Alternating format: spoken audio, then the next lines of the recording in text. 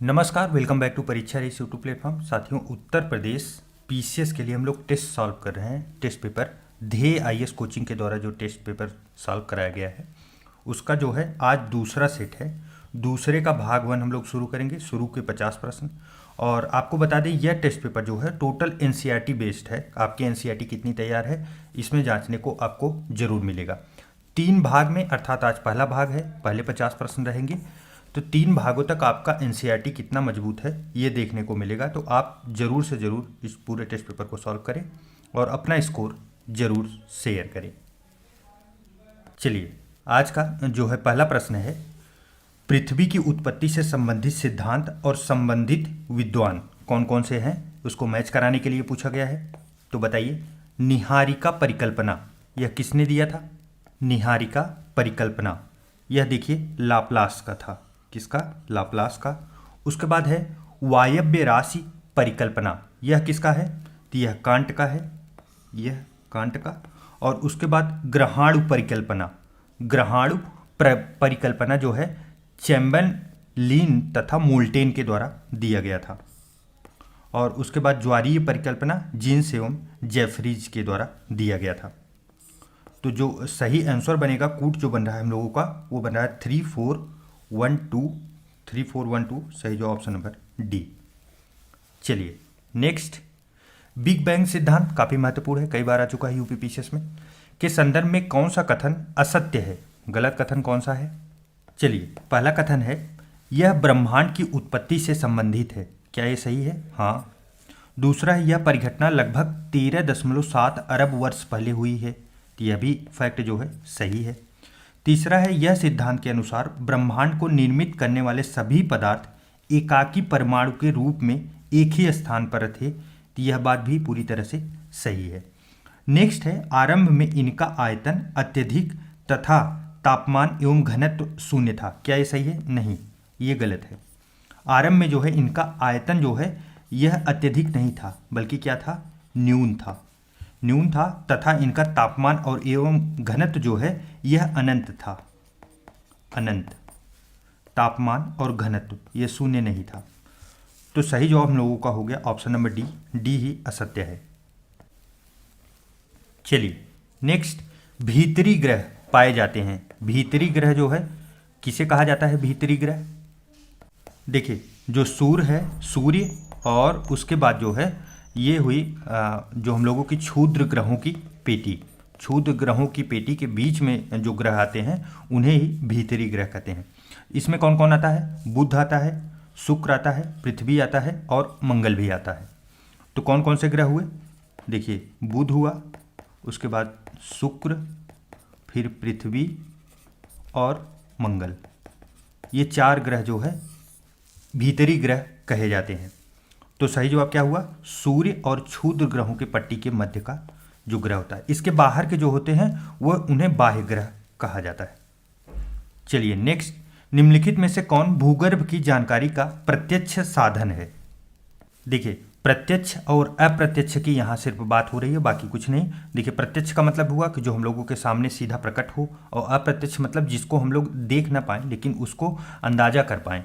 तो देखिए, प्रत्यक्ष में ज्वालामुखी है, ज्वालामुखी से जब नीचे से कुछ निकलेगा लावा तो उससे जो है भूगर्भ की जानकारी मिलेगी। अप्रत्यक्ष में आप देखेंगे उल्का पिंड से भी जानकारी ली जा सकती है। गुरुत्वीय बल जो हमें दिखाई नहीं पड़ता लेकिन उससे भी जानकारी ली जाती है, और चुंबकत्व से भी ली जाती है। तो ये तीनों तो किस में आएंगे? ये अप्रत्यक्ष में आएंगे, अप्रत्यक्ष। और प्रत्यक्ष में सिर्फ ज्वालामुखी आएगा। चलिए नेक्स्ट देखते हैं, निम्नलिखित में से कौन सा भूकंप का प्रभाव है? भूकंप का प्रभाव इसमें से कौन सा है? धरातली विसंगति, मृदा द्रवण, सुनामी, उपरोक्त सभी। तो 3 के तीनों जो है भूकंप की वजह से ही आते हैं।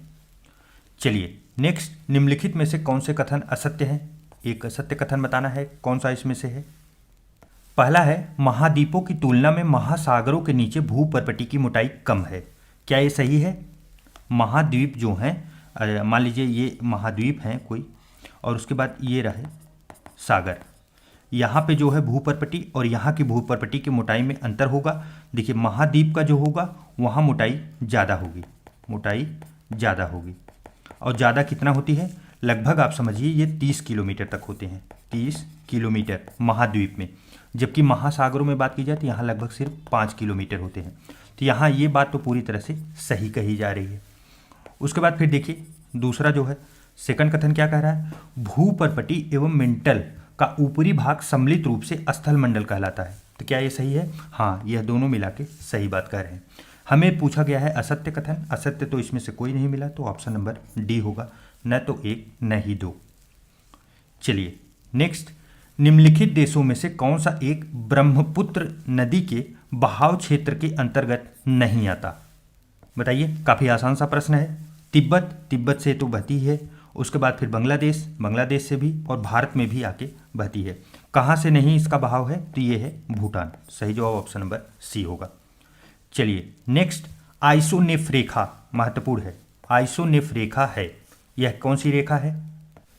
देखिए आइसोनेफ रेखा जो है वो मेघाच्छादन के समान क्षेत्रों को मिलाने वाली जो रेखा होती है उसे ही आइसोनेफ रेखा कहते हैं। यहाँ पे देखिए और भी कुछ चीज़ें पूछी गई हैं, उनके बारे में भी जान लीजिए। बर्फ गिरने के समान क्षेत्र को दर्शाने वाली रेखा को क्या कहा जाता है? आइसोनिफ कहा जाता है। काफ़ी महत्वपूर्ण है, दोनों के नाम समान हैं, आप जरूर जानिए। आइसोनिफ रेखा कहा जाता है। उसके बाद फिर है समुद्र तल की क्षैतिज रेखा। समुद्र तल की क्षैतिज रेखा जिससे ऊंचाई तथा गहराई की माप होती है उसे क्या कहते हैं? इसे जो है डेटम रेखा कहते हैं। क्या कहते हैं? डेटम रेखा। महत्वपूर्ण है, आ भी चुका है। उसके बाद से किसी संदर्भ बिंदु से क्रमिक माप का प्रदर्शन करने वाली रेखा को कौन सी रेखा कहा जाता है? तो इसे जो है आइसोनोमल कहा जाता है। क्या बोला जाता है? आइसोनोमल। चलिए नेक्स्ट, निम्नलिखित कथनों में से कौन से कथन सत्य हैं? सही कथन बताना है हमें। अध्यक्षात्मक शासन व्यवस्था में राष्ट्रपति देश व सरकार दोनों का प्रमुख होता है। क्या ये बात सही है? हाँ, यह पूरी तरह से सही है। अध्यक्षात्मक शासन व्यवस्था अर्थात राष्ट्रपति ही इसका हेड होगा, उसका जो है प्रत्यक्ष चुनाव होगा और वही जो है सरकार का हेड भी होता है। अब यहाँ पे देखिए अर्ध अध्यक्षात्मक शासन व्यवस्था में राष्ट्रपति जो है वो देश का, जबकि प्रधानमंत्री सरकार का प्रमुख होता है। क्या ये बात सही है? हाँ, यह भी सही है, महत्वपूर्ण है, क्योंकि कन्फ्यूजन मुझे पता है सब लोगों को अर्ध अध्यक्षात्मक में होगा। पहला ऑप्शन तो सब जानते ही हैं। तो ये दोनों की दोनों बातें सही हैं, और तो सही जवाब क्या होगा? सत्य पूछा गया है तो सही जवाब ऑप्शन नंबर सी होगा। चलिए नेक्स्ट देखते हैं। नीचे 2 कथन दिए गए हैं, कथन और कारण बताना है। भारत में एकीकृत न्यायिक प्रणाली की व्यवस्था है। तो एकीकृत न्यायिक प्रणाली है, हाँ यही है। उसके बाद भारत में अलग से प्रांतीय स्तर के न्यायालय नहीं है। तो क्या ये बात सही है? हाँ। देखिए दिमाग में तो आ रहा होगा हाई कोर्ट, लेकिन हाई कोर्ट जो है अलग से नहीं बनाया गया है। इसके ऊपर कौन है? सुप्रीम कोर्ट है, और सुप्रीम कोर्ट का ही फैसला सर्वमान्य होता है। तो दोनों न्यायिक प्रणाली जो है वो प्रांतीय स्तर से न्यायालय नहीं है, यह भी बात जो है पूरी तरह से सही है, और एक दूसरे का कथन कारण भी एक दूसरे का एक्सप्लेन कर रहे हैं। तो सही जवाब क्या होगा? ऑप्शन नंबर ए होगा। चलिए नेक्स्ट, भारत के संविधान में न्यायपालिका की स्वतंत्रता बनाए रखने हेतु कौन सा उपाय है? न्यायपालिका की स्वतंत्रता अर्थात क्या हुआ? हम लोगों की कोर्ट स्वतंत्र रहे, उसके ऊपर किसी का अधिकार ना हो। न्यायाधीशों की नियुक्ति के मामले में विधायिका को सम्मिलित नहीं किया जाता। तो हाँ, यह बात सही है, क्योंकि न्यायाधीश जो नियुक्त होते हैं कोलेजियम सिस्टम से, आपको पता होगा कि कोलेजियम सिस्टम जो है वो भी न्यायपालिका के अधीन ही आता है। न्यायाधीशों का कार्यकाल निश्चित होगा। हाँ, कार्यकाल जब निश्चित होगा तो उन्हें डर नहीं होगा, भय नहीं होगा। उसके बाद न्यायालय की अवमानना के लिए दंड की व्यवस्था भी की गई है, कि अगर आप अवमानना नहीं करेंगे तो आपको दंड दे दिया जाएगा। तो 3 के तीनों कथन जो है सही हैं, तीनों न्यायालय की स्वतंत्रता बनाए रखने हेतु महत्वपूर्ण उपाय हैं। नेक्स्ट है सार्वभौमिक मताधिकार से क्या आशय है? सार्वभौमिक मताधिकार, इसका अर्थ क्या हुआ? देश के समस्त नागरिकों को चुनाव में वोट देने का अधिकार। समस्त नागरिकों को नहीं, गलत है, समस्त नागरिक नहीं देंगे। देश के समस्त वयस्क नागरिक, वयस्क अर्थात क्या हुआ? 18+ वाले को चुनाव देने का अधिकार है। तो हाँ, ये बात सही है, सही जवाब ऑप्शन नंबर बी है। केवल महिलाओं को चुनाव में वोट देने का अधिकार, ये तो ऑप्शन बनाया गया है। चलिए नेक्स्ट है, first past the post system में वह प्रत्याशी विजयी घोषित होता है जिसे कैसे मत मिलता है? कुल मतों का बहुमत प्राप्त होता है, कुल मतों का 3/4 मत प्राप्त होता है, अन्य सभी प्रत्याशियों से अधिक मत प्राप्त होता है, उतनी ही प्रतिशत सीटें प्राप्त हो जितने प्रतिशत उसे वोट मिलते हैं। First past the post system, अर्थात इसका मतलब क्या हुआ? अन्य सभी प्रत्याशियों से अधिक मत प्राप्त करने वाला विजयी माना जाता है इसमें। तो सही जवाब क्या होगा? Option number C. चलिए नेक्स्ट, निम्नलिखित में से कौन सी अर्थव्यवस्था एडम स्मिथ, काफी महत्वपूर्ण नाम है ये, एडम स्मिथ के हस्तक्षेप के सिद्धांतों पर कार्य करती है? तो बताइए, एडम स्मिथ ने कौन सी अर्थव्यवस्था का प्रतिपादन किया था? समाजवादी अर्थव्यवस्था, मिश्रित अर्थव्यवस्था या उदारवादी अर्थव्यवस्था? तो देखिए, एडम स्मिथ के द्वारा उदारवादी अर्थव्यवस्था का प्रतिपादन किया गया था। इसे क्या बोलते हैं? इसे ही लिबरल इकोनॉमी बोला जाता है। क्या बोला जाता है? Liberal economy. और महत्वपूर्ण बात यहाँ इसमें यह है कि देखिए, ऐसी अर्थव्यवस्था है जहाँ आर्थिक गतिविधियों पर न राज्य का न्यूनतम नियंत्रण हो, राज्य जो हो उसका नियंत्रण एकदम न्यूनतम होता है। तो ये चलता कैसे है? तो ये देखिए, ये हमेशा ना पूंजीवादी अर्थव्यवस्था है। न्यूनतम नियंत्रण होगा तो निजी क्षेत्र जो होंगे वो ज़्यादा से ज़्यादा प्रभावी होंगे और निजी क्षेत्र के ऊपर ये चलता है। चलिए नेक्स्ट, पूंजीवादी अर्थव्यवस्था के संदर्भ में, हाँ एक महत्वपूर्ण फैक्ट छूट गया था, इसे ही जो है पूंजीवादी अर्थव्यवस्था भी कहा जाता है, इसी को उदारवादी अर्थव्यवस्था को, आप लोग याद रखिएगा। नेक्स्ट है, पूंजीवादी अर्थव्यवस्था के संदर्भ में निम्नलिखित कथनों में से कौन से सत्य हैं? देखिए, इसमें पहला कथन है, इसमें उत्पादित वस्तुओं का विभिन्न व्यक्तियों के बीच वितरण उनकी आवश्यकताओं के अनुसार होता है। तो क्या ये बात सही है? नहीं, ये बात गलत है, क्योंकि उनकी आवश्यकता के अनुसार ऐसा नहीं होता। पूंजीवादी अर्थव्यवस्था अर्थात जिसके पास पैसे अधिक है, पैसे वाली अर्थव्यवस्था, पैसों के ऊपर भागने वाली अर्थव्यवस्था कि जहाँ पैसा ही सब कुछ है, जिसके पास जितना जो है क्रय क्षमता होगी, क्रय क्षमता के हिसाब से चलती है। तो इसीलिए पहला कथन तो गलत हो गया। दूसरा है, इसमें उन्हीं उपभोक्ता वस्तुओं का उत्पादन होता है जिसकी बाजार में मांग होती है। हाँ, ये सीधा एक लाइन में पूंजीवादी अर्थव्यवस्था को यही डिफाइन कर रहा है कि बाजार में जिसकी मांग होगी वही वो बनाए जाएंगे। तो दूसरा कथन तो सही है, पहला गलत हो गया। सही जवाब ऑप्शन नंबर बी होगा। चलिए नेक्स्ट, कथन कारण का प्रश्न देख। कथन है, स्वतंत्रता पश्चात कृषि में समानता लाने के लिए भू सुधारों की आवश्यकता हुई। तो क्या ये बात सही है? हाँ, यह बात पूरी तरह से सही है।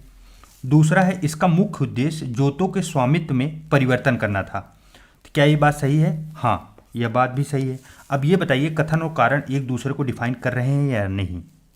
देखिए, दोनों कथन और कारण जो है दोनों तो सही हैं, लेकिन एक दूसरे को डिफाइन नहीं कर रहे हैं, क्योंकि इसका मुख्य उद्देश्य जो है मुख्य जोतों के साथ साथ और भी था। वह यह था कि बिचौलियों को बीच से हटाना है और जितना मैक्सिमम भूमि हो यह भी एक निर्धारित कर दी गई कि इससे ज़्यादा मैक्सिमम भूमि किसी के पास नहीं आवंटित होगी। चलिए नेक्स्ट है, अर्थव्यवस्था में संरचनात्मक सुधार के संदर्भ में निम्नलिखित कथनों में से कौन से सत्य हैं? पहला है, संरचनात्मक सुधार एक दीर्घकालिक उपाय के रूप में होता है। क्या ये सही है? हाँ, यह पूरी तरह सही है।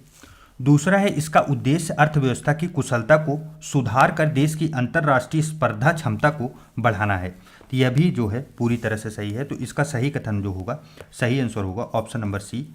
1 और 2, 2 के दोनों सही हैं। चलिए नेक्स्ट, सांकेतिक सिक्का से तात्पर्य है, सांकेतिक सिक्का महत्वपूर्ण है। अच्छा, इसको इंग्लिश में क्या कहा जाता है? इंग्लिश में इसको टोकन मनी कहा जाता है। टोकन मनी सांकेतिक सिक्का, वह जिसका अंकित मूल्य धात्विक मूल्य से अधिक हो। इसको ऐसे आप समझिए, मान लीजिए ये सिक्का है, सिक्का को अगर पिघला के हम 5 रुपये प्राप्त कर रहे हैं, 5 रुपये इस मेटल की वैल्यू है, मेटल की पिघला के हम उसको चाहे जैसे करें, और इस पर लिखा भी गया है 5 रुपये, क्या हुआ? ये बराबर हो गया। और मान लीजिए कोई सिक्का है और इसको पिघला के मुझे 1 रुपये मिल रहा है, 1 रुपये, और जो है इस पे अंकित जो मूल्य है वो 5 रुपये है। यह क्या हो गया? यह कम हो गया, यह कम हो गया। और उसके बाद मान लीजिए एक सिक्का है और इस पे जो है अंकित है 5 रुपये, और पिघलाने के बाद मुझे मिल रहा है 10 रुपये। अब देखिए, पूछा क्या जा रहा है? सांकेतिक सिक्का, अर्थात क्या हुआ? संकेत कर रहा है। संकेत का मतलब क्या हुआ कि जिसकी वैल्यू ज़्यादा है, लिखा उस पर ज़्यादा है, ये वाला सिक्का, लेकिन उसको अगर आप पिघलाओगे तो आपका नुकसान ही होगा। आपको मिलेंगे सिर्फ 1 रुपये पिघलाने पे, जबकि उस पर अंकित मूल्य ज़्यादा है। तो यही होता है वह सिक्का जिसका अंकित मूल्य जो है धात्विक मूल्य से अधिक होता है। और वह सिक्का जिसका धात्विक मूल्य अंकित मूल्य से अधिक होता है, यह क्या होगा?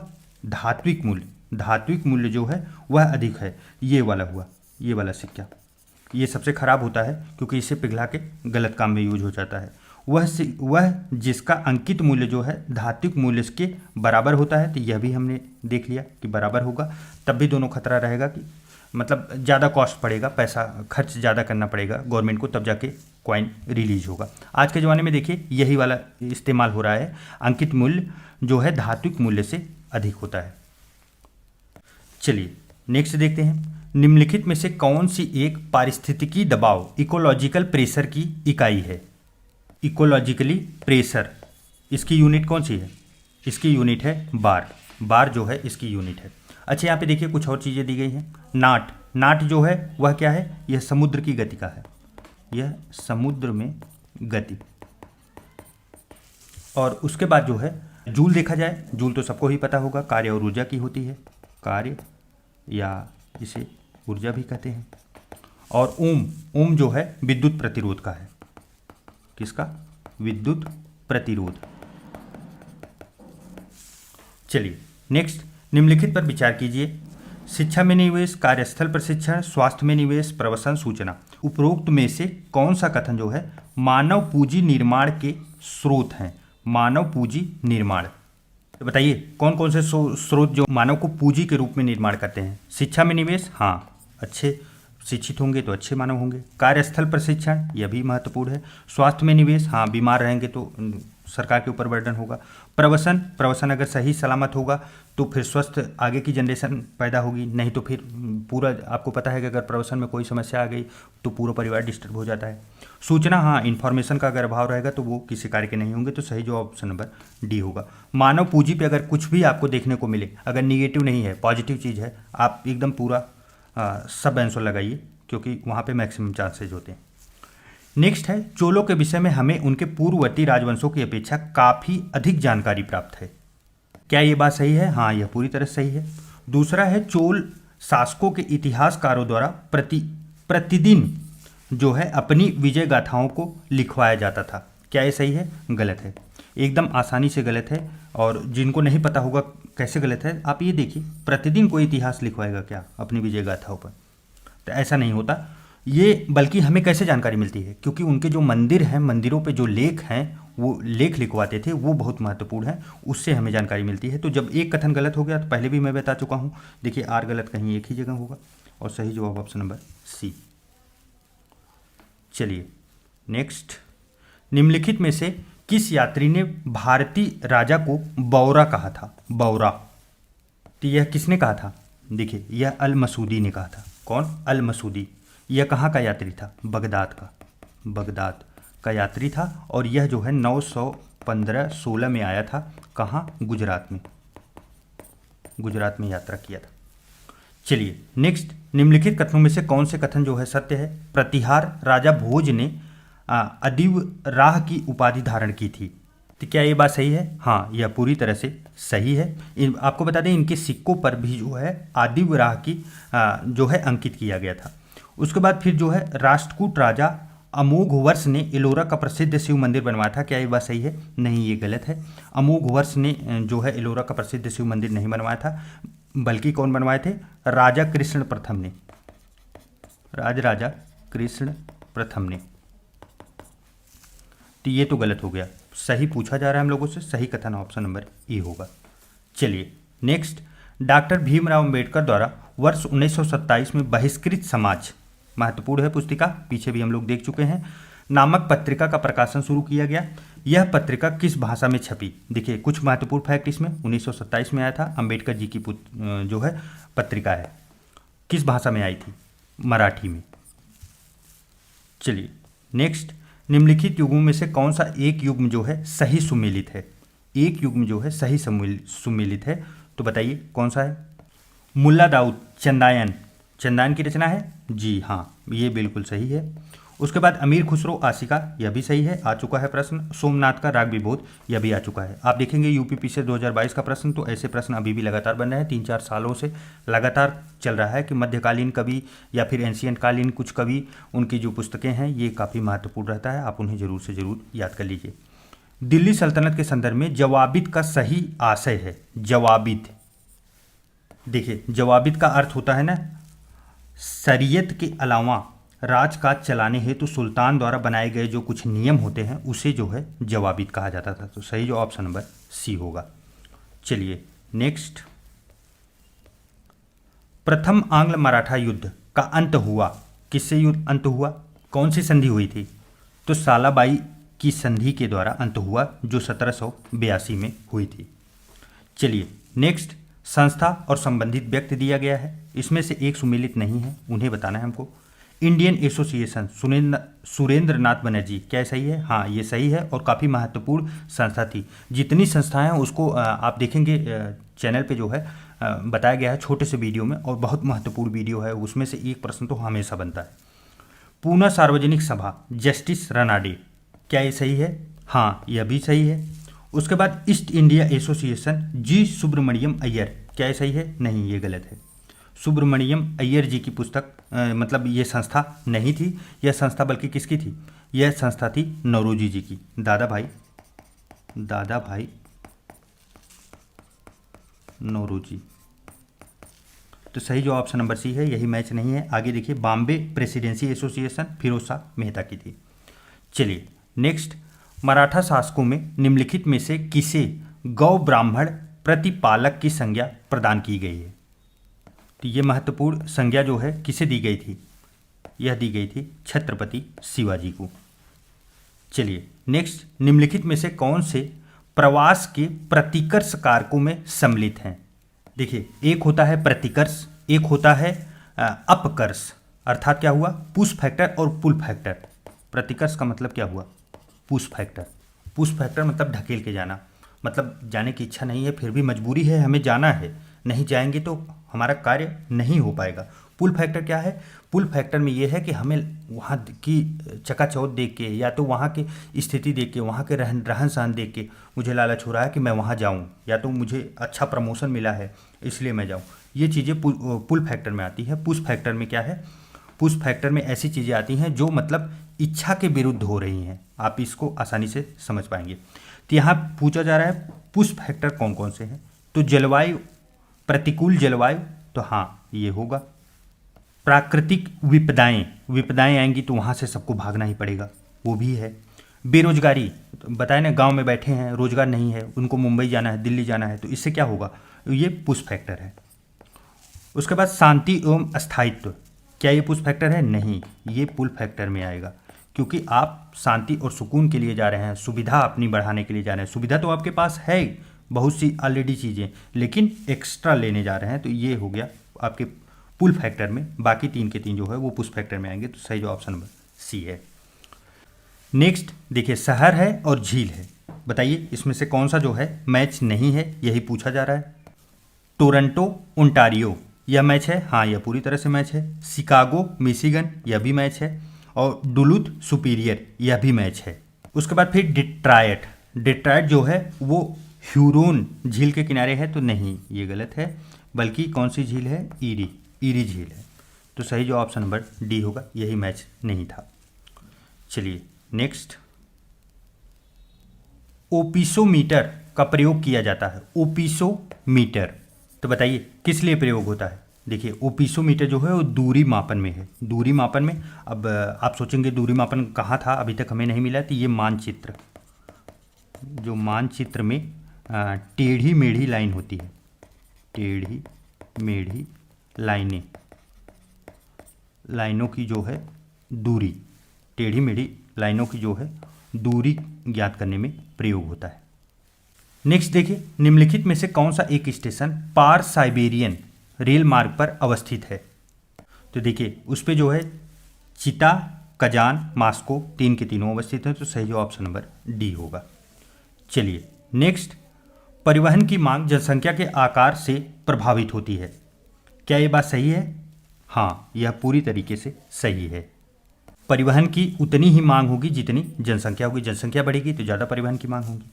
उसके बाद फिर है जनसंख्या का आकार जितना बड़ा होगा परिवहन की मांग उतनी ही अधिक होगी। यह बात भी सही है, दोनों एक दूसरे को डिफाइन भी कर रहे हैं। तो सही जवाब ऑप्शन नंबर ए होगा। चलिए, निम्नलिखित में से किस एक व्यापारिक जलमार्ग को वृहद ट्रंक मार्ग भी कहा जाता है? तो बताइए यह कौन सा मार्ग है? देखिए, यह मार्ग है उत्तरी अटलांटिक समुद्री मार्ग। यहाँ से देखिए विश्व का पूरा ना 1/4 1/4 व्यापार जो है यहीं से होता है और यही जो है सबसे महत्वपूर्ण माना जाता है और सबसे व्यस्ततम मार्ग भी है। चलिए, नेक्स्ट है मैक्सिको के खाड़ी में स्थित तेल के कुओं से अमेरिका के उत्तर पूर्वी राज्यों में तेल के परिवहन हेतु किस एक पाइपलाइन का प्रयोग किया जाता है? तो यह जो है बिग इंच पाइपलाइन का प्रयोग किया जाता है और यह इसकी लंबाई जो है वह 1840 किलोमीटर है, काफ़ी लंबी है। यह सब प्रश्न देखिए सब एनसीईआरटी में है, एनसीईआरटी से ही सभी प्रश्न आ रहे हैं, तो आप लोग अपनी तैयारी अच्छे से करते रहिए। नेक्स्ट है क्षारीय भूमि सुधारक के रूप में प्रयुक्त होने वाला रसायन है। देखिए, इस प्रश्न में पहला महत्वपूर्ण फैक्ट, क्षारीय भूमि, इसमें अधिक मात्रा किसकी है? सोडियम की। सोडियम अधिक मात्रा में इसमें उपस्थित होता है। अब इसको बैलेंस करने के लिए किसकी आवश्यकता पड़ेगी? कैल्शियम सल्फेट की। कैल्शियम सल्फेट इसे ही क्या बोला जाता है? जिप्सम बोला जाता है। अच्छा, जिप्सम का जो है सूत्र क्या है कैल्शियम सल्फेट का? तो CaSO4 2H2O, यही है क्या? Calcium sulphate. इसी की आवश्यकता पड़ती है क्षारीय भूमि को सुधार के लिए। चलिए, नेक्स्ट, निम्नलिखित में से कौन सा एक संगठन जनरल एग्रीमेंट ऑन ट्रेड एवं टैरिफ के उत्तराधिकारी के रूप में कार्य करता है? देखिए, यहाँ पे पूछा क्या गया? General agreement on trade and tariff अर्थात गाट, GATT। देखे होंगे प्रीवियस ईयर प्रश्न में है। तो कौन है? WTO करता है, विश्व जो है व्यापार संगठन। चलिए, नेक्स्ट, भारत में ब्रिटिश साम्राज्य का संस्थापक रॉबर्ट क्लाइव को माना जाता है। क्या ये सही है? हाँ, यह पूरी तरह से सही है। प्लासी का युद्ध विजय द्वारा उसने ब्रिटिश साम्राज्य की नींव रखी थी। हाँ, इसी के कारण जो है माना भी जाता है इसे। अच्छा, प्लासी का युद्ध जो है कब हुआ था? तो वो 23 जून 1757 को हुआ था। तो दोनों जो है एक दूसरे को कथन कारण एक्सप्लेन कर रहे हैं, तो सही जवाब ऑप्शन नंबर ए होगा। चलिए, नेक्स्ट, चतुर्थ आंग्ल मैसूर युद्ध के संदर्भ में निम्नलिखित में से असत्य कथन चुने। असत्य कथन कौन सा सत्य नहीं है? देखिए, पहला है इस युद्ध में टीपू सुल्तान मारा गया। हाँ, यह बात सही है। नेक्स्ट है यह युद्ध 1799 ईस्वी में अंग्रेजों तथा टीपू सुल्तान के मध्य हुआ था। यह भी सही है। इस युद्ध में विजय के बाद अंग्रेजों ने मैसूर को अपने साम्राज्य में मिला लिया। इसको होल्ड करते हैं, आगे चलते हैं। इस युद्ध के समय गवर्नर जनरल लॉर्ड वेलेजली था। क्या सही है? हाँ, यह भी सही है। देखिए, सही, इसका जो गलत ऑप्शन है वो ऑप्शन नंबर सी है। क्यों है? क्योंकि अंग्रेजों ने मैसूर को अपने साम्राज्य में मिलाया नहीं था, बल्कि इसकी गद्दी पे किसे बैठाया था? अडेयार वंश जो है, अडेयार वंश को बैठाया था। अडेयार वंश के जो लोग थे उन्हें हटाया कौन था? तो टीपू सुल्तान के पिताजी ने उन्हें अपदस्थ कर दिया था। ये योग्य लोग नहीं थे, उन्हें हटा दिया गया था। अंग्रेजों का तो यही रूल ही था कि अटैक करो, उसके बाद किसी दूसरे को बैठा दो जो उसका हकदार बनता है और मेरा चमचा बनने के लिए राजी हो। यही काम वो करते थे। निम्नलिखित युगों में से कौन सा एक सही सुमेलित नहीं है? देखिए, पहला है सिंध का विलय 1843 में। क्या ये बात सही है? हाँ, यह पूरी तरह सही है। पंजाब का विलय 1849 में। यह भी सही है। नागपुर का विलय 1853 में। यह भी सही है। अवध का विलय 1848 में। यह गलत है। अवध का विलय जो है 1848 में नहीं हुआ था, बल्कि कहाँ हुआ था? 1856 में हुआ था। अवध को दुधारू गाय भी कहा जाता था, इतना धन इसके पास था। चलिए, नेक्स्ट है संस्था और स्थापना वर्ष। मैच कराइए। देखिए, पहला है आर्य समाज। आर्य समाज कब? 1875 में। पहला मैच है, सही है। दूसरा है वेद समाज 1864 में। यह भी सही है। और प्रार्थना समाज 1867 में। यह भी सही है। और देव समाज जो है ये 1887 में। यह भी सही है। तो चार के चारों जो है वो मैच हैं। सही जो ऑप्शन नंबर ए होगा। इसके कौन कौन के किसके किसके संस्थापक कौन कौन थे? आइए उन्हें भी देख लेते हैं। आर्य समाज दयानंद सरस्वती थे। सरस्वती, इतने में आप लोग समझ जाइए। उसके बाद फिर दूसरा वेद समाज, इसके कौन थे? तो ये केशव चंद्र सेन थे। केशव, मैं केशव लिख दे रहा हूँ, आप लोग याद रखिए। उसके बाद फिर प्रार्थना समाज जो है 1867, इसके कौन थे? तो शिव नारायण अग्निहोत्री थे। शिव नारायण। और उसके बाद देव समाज जो है ये आत्माराम जो पांडुरंग थे उनके द्वारा संस्थापित किया गया था। चार के चारों आप लोग याद रखिएगा। चलिए नेक्स्ट, निम्नलिखित में से कौन एक महाभारत के तेलुगु अनुवादों के लिए विख्यात नहीं है? देखिए, महाभारत का जो है तेलुगु अनुवाद, फारसी अनुवाद, ये सबके सब महत्वपूर्ण हैं, कई बार आ चुके हैं प्रश्न। तो इसमें कौन नहीं था, तो यही पूछा जा रहा है। तो देखिए, ये कंबन नहीं थे, विख्यात कंबन नहीं थे। बाकी नन्यन और टिक्कन और एररन, ये तीन के तीनों लोग थे। चलिए नेक्स्ट, कालक्रम के अनुसार निम्नलिखित घटनाओं में से कौन सी एक सबसे पहले घटित हुई थी? चलिए अब डेट देखते हैं सबका। बाल गंगाधर तिलक का निधन कब हुआ था? 1 अगस्त 1920 में। कब हुआ था? 1 अगस्त 1920 में। उसके बाद भारतीय राष्ट्रीय कांग्रेस का जो है अमृतसर अधिवेशन, यह कब हुआ था? यह जो है दिसंबर में हुआ था, दिसंबर 1919 में।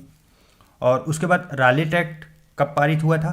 तो यह भी देखिए कब हुआ था, मार्च 1919 में, मार्च 19 में। और जो है जलियांवाला बाग नरसंहार, इसका तो डेट एकदम एग्जैक्ट याद होना चाहिए, 13 अप्रैल जो है कब हुआ था? 1919 में। तो कौन हो रहा है, सबसे पहले कौन सी घटना घटी थी? तो रालेट एक्ट जो है यह पास हुआ था। चलिए नेक्स्ट, गांधी इरविन समझौता कब हुआ था? बताइए। 5 मार्च को तो हुआ था, 32 में कि 31 में?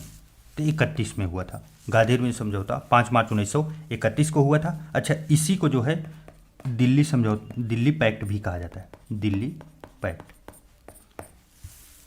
चलिए नेक्स्ट, निम्नलिखित कथनों में से कौन से सत्य हैं? ग्राम सभा स्थानीय निकायों की आम सभा होती है, क्या ये बात सही है? हाँ, यह बात जो है पूरी तरीके से सही है। नेक्स्ट है, ग्राम पंचायत ग्राम सभा से ऊपर होती है, क्या ये बात सही है? हाँ, यह बात भी जो है पूरी तरीके से सही है। तो सही जवाब क्या बनेगा? ऑप्शन नंबर सी, 1 और 2 दोनों। चलिए नेक्स्ट, निम्नलिखित में से कौन सा एक कार्य जो है भारत के चुनाव आयोग द्वारा नहीं किया जाता? प्रीवियस ईयर का प्रश्न है, महत्वपूर्ण है। चुनाव आयोग द्वारा नहीं किया जाता। देखिए, पहला है मतदाता सूची का निर्माण तथा उसका रखरखाव, हाँ ये सही है, ये किया जाता है। निर्वाचन क्षेत्रों का परिसीमन चुनाव आयोग ही करता है, महत्वपूर्ण है। परिसीमन के लिए जम्मू कश्मीर में बातचीत चल रही है, आप जरूर ध्यान रखिए, परिसीमन के बारे में पूरी डिटेल आप जरूर पढ़ते रहिए। चुनाव की अधिसूचना जारी करना, क्या ये बात सही है? यही गलत है, यह जो है चुनाव आयोग के बस की बात नहीं है। आचार संहिता का निर्माण करना, यह भी चुनाव आयोग करता है। चुनाव की अधिसूचना कौन जारी करता है? देखिए, अगर संसद की बात है, संसद का चुनाव होने वाला है तो राष्ट्रपति करेंगे, राष्ट्रपति। और अगर वहीं राज्य की बात है, राज्य विधानसभा की, तो यहाँ राज्यपाल करेंगे। चलिए नेक्स्ट, राज्य विधान परिषद में विधानसभा की कुल सदस्य संख्या के 1/3 सदस्य रहते हैं, लेकिन इनकी संख्या कम से कम कितनी हो सकती, मतलब इससे नीचे नहीं जा सकती। महत्वपूर्ण है, राज्य विधान परिषद की बात की जा रही है, राज्य विधान सभा की बात नहीं की जा रही है। तो कितने होंगे? मिनिमम जो है 40 का स्लैब बनाया गया है। चलिए नेक्स्ट, राष्ट्रपति कानूनी मामलों में भारत सरकार को सलाह देने हेतु महान्यायवादी के पद पर किसी ऐसे व्यक्ति की नियुक्ति करता है जिसके पास क्या है? उच्च न्यायालय का न्यायाधीश बनने की योग्यता हो, उच्च न्यायालय अर्थात हाई कोर्ट, उच्चतम न्यायालय अर्थात सुप्रीम कोर्ट। तो कौन सी योग्यता चाहिए? तो वो चाहिए सुप्रीम कोर्ट की। सही जवाब ऑप्शन नंबर बी। एक महत्वपूर्ण प्रश्न, महान्यायवादी आर्टिकल बताइए। 76 में। चलिए नेक्स्ट, कवक के संदर्भ में निम्नलिखित कथनों में से कौन से सत्य हैं? कवक अर्थात फंगी के बारे में बताइए, कौन से कथन जो है सत्य हैं? कवक अपना भोजन मृत, देखिए पहला शब्द है मृत, और अपघटित जैव पदार्थ जो होते हैं उनसे प्राप्त करता है। क्या ये बात सही है? हाँ, यह पूरी तरीके से सही है। कवक में क्लोरोफिल पाया जाता है, अगर ये क्लोरोफिल होता तो ये फोटोसिंथेसिस नहीं कर लेते। कौन सी बात की जा रही? गलत है, तो पहला सही। तालीकोटा, जिसे राक्षसी तंगड़ी के युद्ध भी कहा जाता है, में विजयनगर साम्राज्य विरोधी महासंघ में निम्नलिखित में से कौन सा सल्तनत शामिल नहीं था? देखिए, ये तालीकोटा का जो युद्ध हुआ था वो कब हुआ था? तो 1565 में हुआ था। और चूंकि देखिए विजयनगर साम्राज्य काफ़ी स्ट्रांग हो गया था, इतना स्ट्रांग हो गया था कि इसको जो है बाकी जितने लोग थे आपसी मतभेद भुला के इसके अपोजिट होके युद्ध के लिए तैयार होते हैं, जो तालीकोटा का युद्ध कहा जाता है। अब इसमें कौन कौन शामिल थे जो विजयनगर के विरोध में थे? तो उसमें अहमदनगर था, अहमदनगर साथ था, और उसके बाद फिर बीजापुर भी साथ था, और बीदर भी साथ था, और इसके साथ एक गोलकुंडा। कौन? गोलकुंडा। गोलकुंडा भी साथ थे। तो ये चारों लोग एक साथ हो गए थे। बरार इसमें शामिल नहीं था विजयनगर को हराने के लिए। ऐसा क्यों था? क्योंकि बरार का मतभेद जो है आपस में गोलकुंडा से था, तो गोलकुंडा जिस साइड रहेगा उस साइड तो ये रहेंगे नहीं, अपोजिट में भी नहीं गए थे ये, तो ये युद्ध से बाहर थे। चलिए नेक्स्ट, चंगेज खान ने मंगोल सेना को दशमलव पद्धति के आधार पर संगठित किया, जिसमें 100 सैनिकों का प्रमुख निम्नलिखित में से क्या कहलाता था? देखिए इस प्रश्न में पहला फैक्ट, चंगेज खान जो है दशमलव पद्धति से जो है मंगोल सेना को संगठित किया था। पहला फैक्ट तो आप लोग ये याद रखिए, ये पूछा जा सकता है। दूसरा देखिए, हम लोगों से पूछा गया है कि 100 सैनिकों की जो टुकड़ी थी उसे क्या कहा जाता था? तो उसे जो है युजबासी कहा जाता था। क्या? युजबासी। अच्छा, इसमें जो है अगर इसकी इकाई देखी जाए तो 10 सैनिक जो थे उनको इकाई कहा जाता था, और उसके बाद फिर 10,000 सैनिक जो थे, 10,000 सैनिकों को तुमान कहा जाता था। क्या बोला जाता था? तुमान। अच्छा, यही जो 10,000 सैनिक रहते थे, इन तुमान को जो राज करता था, अर्थात तुमान को जो पूरी तरह से नियंत्रित करता था, प्रमुख जो इसका होता था, उसे खान कहा जाता था। तो इस प्रकार जो है आधारित था। आप लोग एक बार जरूर से जरूर अपने पुस्तक में देख लीजिएगा, ये क्योंकि ऐसे टर्म जो है परीक्षा में बार बार बन रहे हैं, और ये सब शुरुआत यूपीएससी के द्वारा की गई, बाकी सभी आयोग भी उसके पीछे चल रहे हैं। नेक्स्ट है सत्तारी सिलसिले के संबंध में निम्नलिखित कथनों पर विचार कीजिए। सत्तारी सिलसिले के संबंध में तो देखिए पहला कथन क्या है? इसका प्रभाव जो है जौनपुर, बंगाल और दक्कन के क्षेत्र में था। तो क्या ये कथन सही है? जी हाँ, यह पूरी तरीके से सही है। दूसरा है, इस सिलसिले के सबसे प्रसिद्ध संत दिल्ली निवासी हजरत मोहम्मद गौस थे। तो क्या ये कथन सही है? देखिए, जो हजरत मोहम्मद गौस हैं यह तो इस सिलसिले के थे, लेकिन ये दिल्ली के निवासी न रह के, ये कहाँ के निवासी थे? यह जो है ग्वालियर के निवासी थे। कहाँ के? ग्वालियर के। तो ये कथन तो हमें गलत मिला। अच्छा देखिए, हजरत मोहम्मद गौस जो है ना, इन्हीं के शिष्य थे। कौन थे इनके शिष्य? बहुत महत्वपूर्ण, तानसेन। तानसेन जो है शिष्य थे इनके।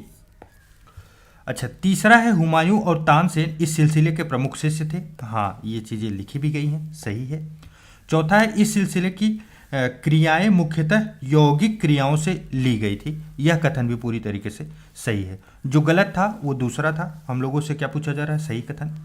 तो दूसरा गलत है, तो क्या होगा? ऑप्शन नंबर सी, 1, 3 और 4। चलिए नेक्स्ट है, अलाउद्दीन खिलजी ने निम्नलिखित में से किस भूमि को जब्त कर खालसा भूमि में बदल दिया? तो देखिए, जो अलाउद्दीन खिलजी था यह तो सबसे ज़्यादा मशहूर किस लिए है? राजस्व संबंधी नियमों में सुधार करने के लिए। इसके सिवा इसने जो है मिल्क कौन सी भूमि थी? मिल्क जो है राज्य द्वारा प्रदत्त भूमि थी, जो राज्य किसी को दे दिया करता था, उस भूमि को कहते हैं। और उसके बाद दूसरा है वक्फ भूमि। वक्फ देखिए, धर्म की सेवा के आधार पर प्राप्त भूमि, अर्थात जो कोई अगर धर्म की सेवा कर रहा है तो उसे प्राप्त होती थी।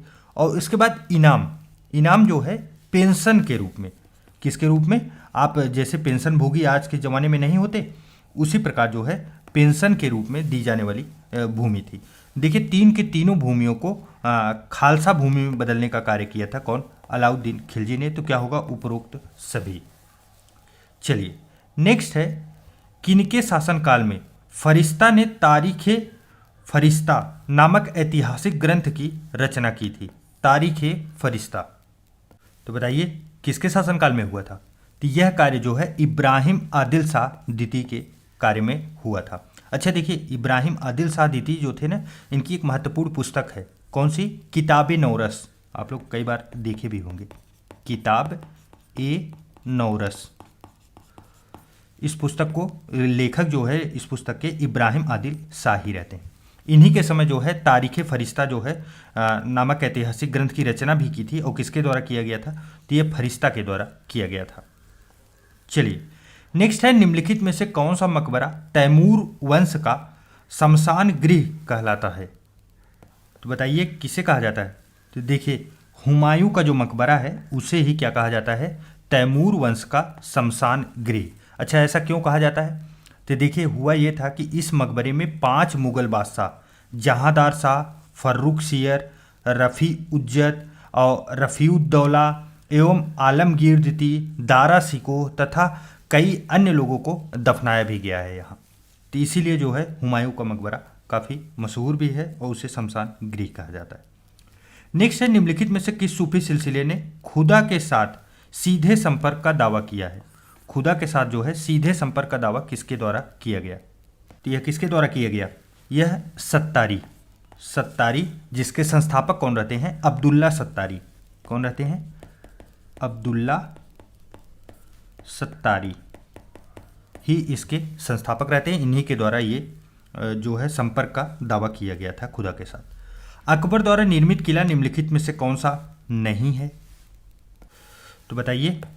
देखिए, जो दिल्ली का किला है यह अकबर के द्वारा नहीं बनाया गया था। बाकी जितने किले हैं, लाहौर का किला, अजमेर का किला, इलाहाबाद का किला, उसके बाद फिर आप देखेंगे जौनपुर का जो शाही पुल किला है उसको भी, और उसके बाद अटक किला, और इस प्रकार जो है कई किले का निर्माण जो है अकबर द्वारा कराया गया था। दिल्ली का किला जो है अकबर द्वारा नहीं निर्मित किया गया।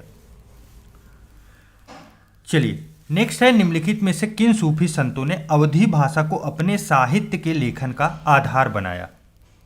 देखिए, जो सूफी संत थे वो भाषा के क्षेत्र में काफ़ी काम किए थे, और अवधी भाषा के क्षेत्र में तो लगभग जितने लोग हैं यहाँ पे, चाहे वो आपके मलिक मोहम्मद जायसी हों, नूर मोहम्मद हों और कुतुबन हों, तो तीन के तीनों ने अच्छा कार्य किया था और साहित्य के लेखन का आधार भी बनाया था। तो इस प्रकार क्या होगा? सही जवाब उपरोक्त सभी होगा, ऑप्शन नंबर डी। चलिए नेक्स्ट है, निम्नलिखित में से किसके अंतर्गत सूफी संतों की जीवनियों का स्मरण किया गया है? तो बताइए किसके अंतर्गत किया गया है सूफी संतों की जीवनियों का स्मरण? तो यह जो है ताजकिरा के अंतर्गत किया गया है, तजकिरा, अर्थात सही जवाब ऑप्शन नंबर ए होगा। चलिए नेक्स्ट है, निम्नलिखित में से कौन सा युग्म सुमेलित नहीं है? देखिए, पहला है बाबा फरीद, अजोधन पंजाब में, तो सही है ये। दूसरा है निजामुद्दीन औलिया, गियासपुर दिल्ली, यह भी मैच है। तीसरा है सोहरावर्दी शेख जलालुद्दीन, मनेर पटना, यह जो है गलत है। सोहरावर्दी शेख जलालुद्दीन जो है वह मनेर पटना में न, बल्कि कहाँ पे? इनका जो है बंगाल के देवतल्ला में खानका स्थापित है। कहाँ? बंगाल के देवतल्ला में। तो उसके बाद फिर जो है लास्ट मोइनुद्दीन चिश्ती, अजमेर राजस्थान में, तो ये भी सही है। तो इस प्रकार जो मैच नहीं था वो ऑप्शन नंबर सी। चलिए नेक्स्ट है, महदवी आंदोलन के गतिविधियों का प्रमुख केंद्र निम्नलिखित में से किस स्थान पर था? तो बताइए। देखिए, इसमें सबसे पहले ये बताइए, महदवी अर्थात महदी जो है किसको कहा जाता है? तो देखिए, महदी जो है ना वो मुस्लिम मसीहा को कहा जाता है। मुस्लिम मसीहा को महदी कहा जाता है। तो ये लोग जो आंदोलन किए थे उसका प्रमुख केंद्र जो है वह अहमदाबाद था। कहाँ था? अहमदाबाद। सही जवाब ऑप्शन नंबर सी होगा। चलिए नेक्स्ट है, निम्नलिखित में से किनकी प्रेरणा से सूरदास ने श्रीमद् भागवत के आधार पर कृष्ण लीला को अपनी रचनाओं का आधार बनाया? तो बताइए वह कौन थे? तो वह थे वल्लभाचार्य। वल्लभाचार्य की प्रेरणा से जो है कृष्ण लीला को अपना आधार बनाया था कौन? सूरदास जी ने। और आपको एक बात बता दें, सूरदास जो है ना जहांगीर के शासनकाल के समकालीन थे। जहांगीर ने इनको आश्रय दिया था। कौन दिए थे? जहांगीर। आप लोग ये याद करिए फैक्ट। और दूसरी सबसे बड़ी बात यह है कि सूरसागर, कौन सा? सूरसागर इनका जो महत्वपूर्ण रचना है उस रचना का निर्माण भी ये जहांगीर के शासनकाल में ही किए थे, उनके साथ आश्रय में रह के।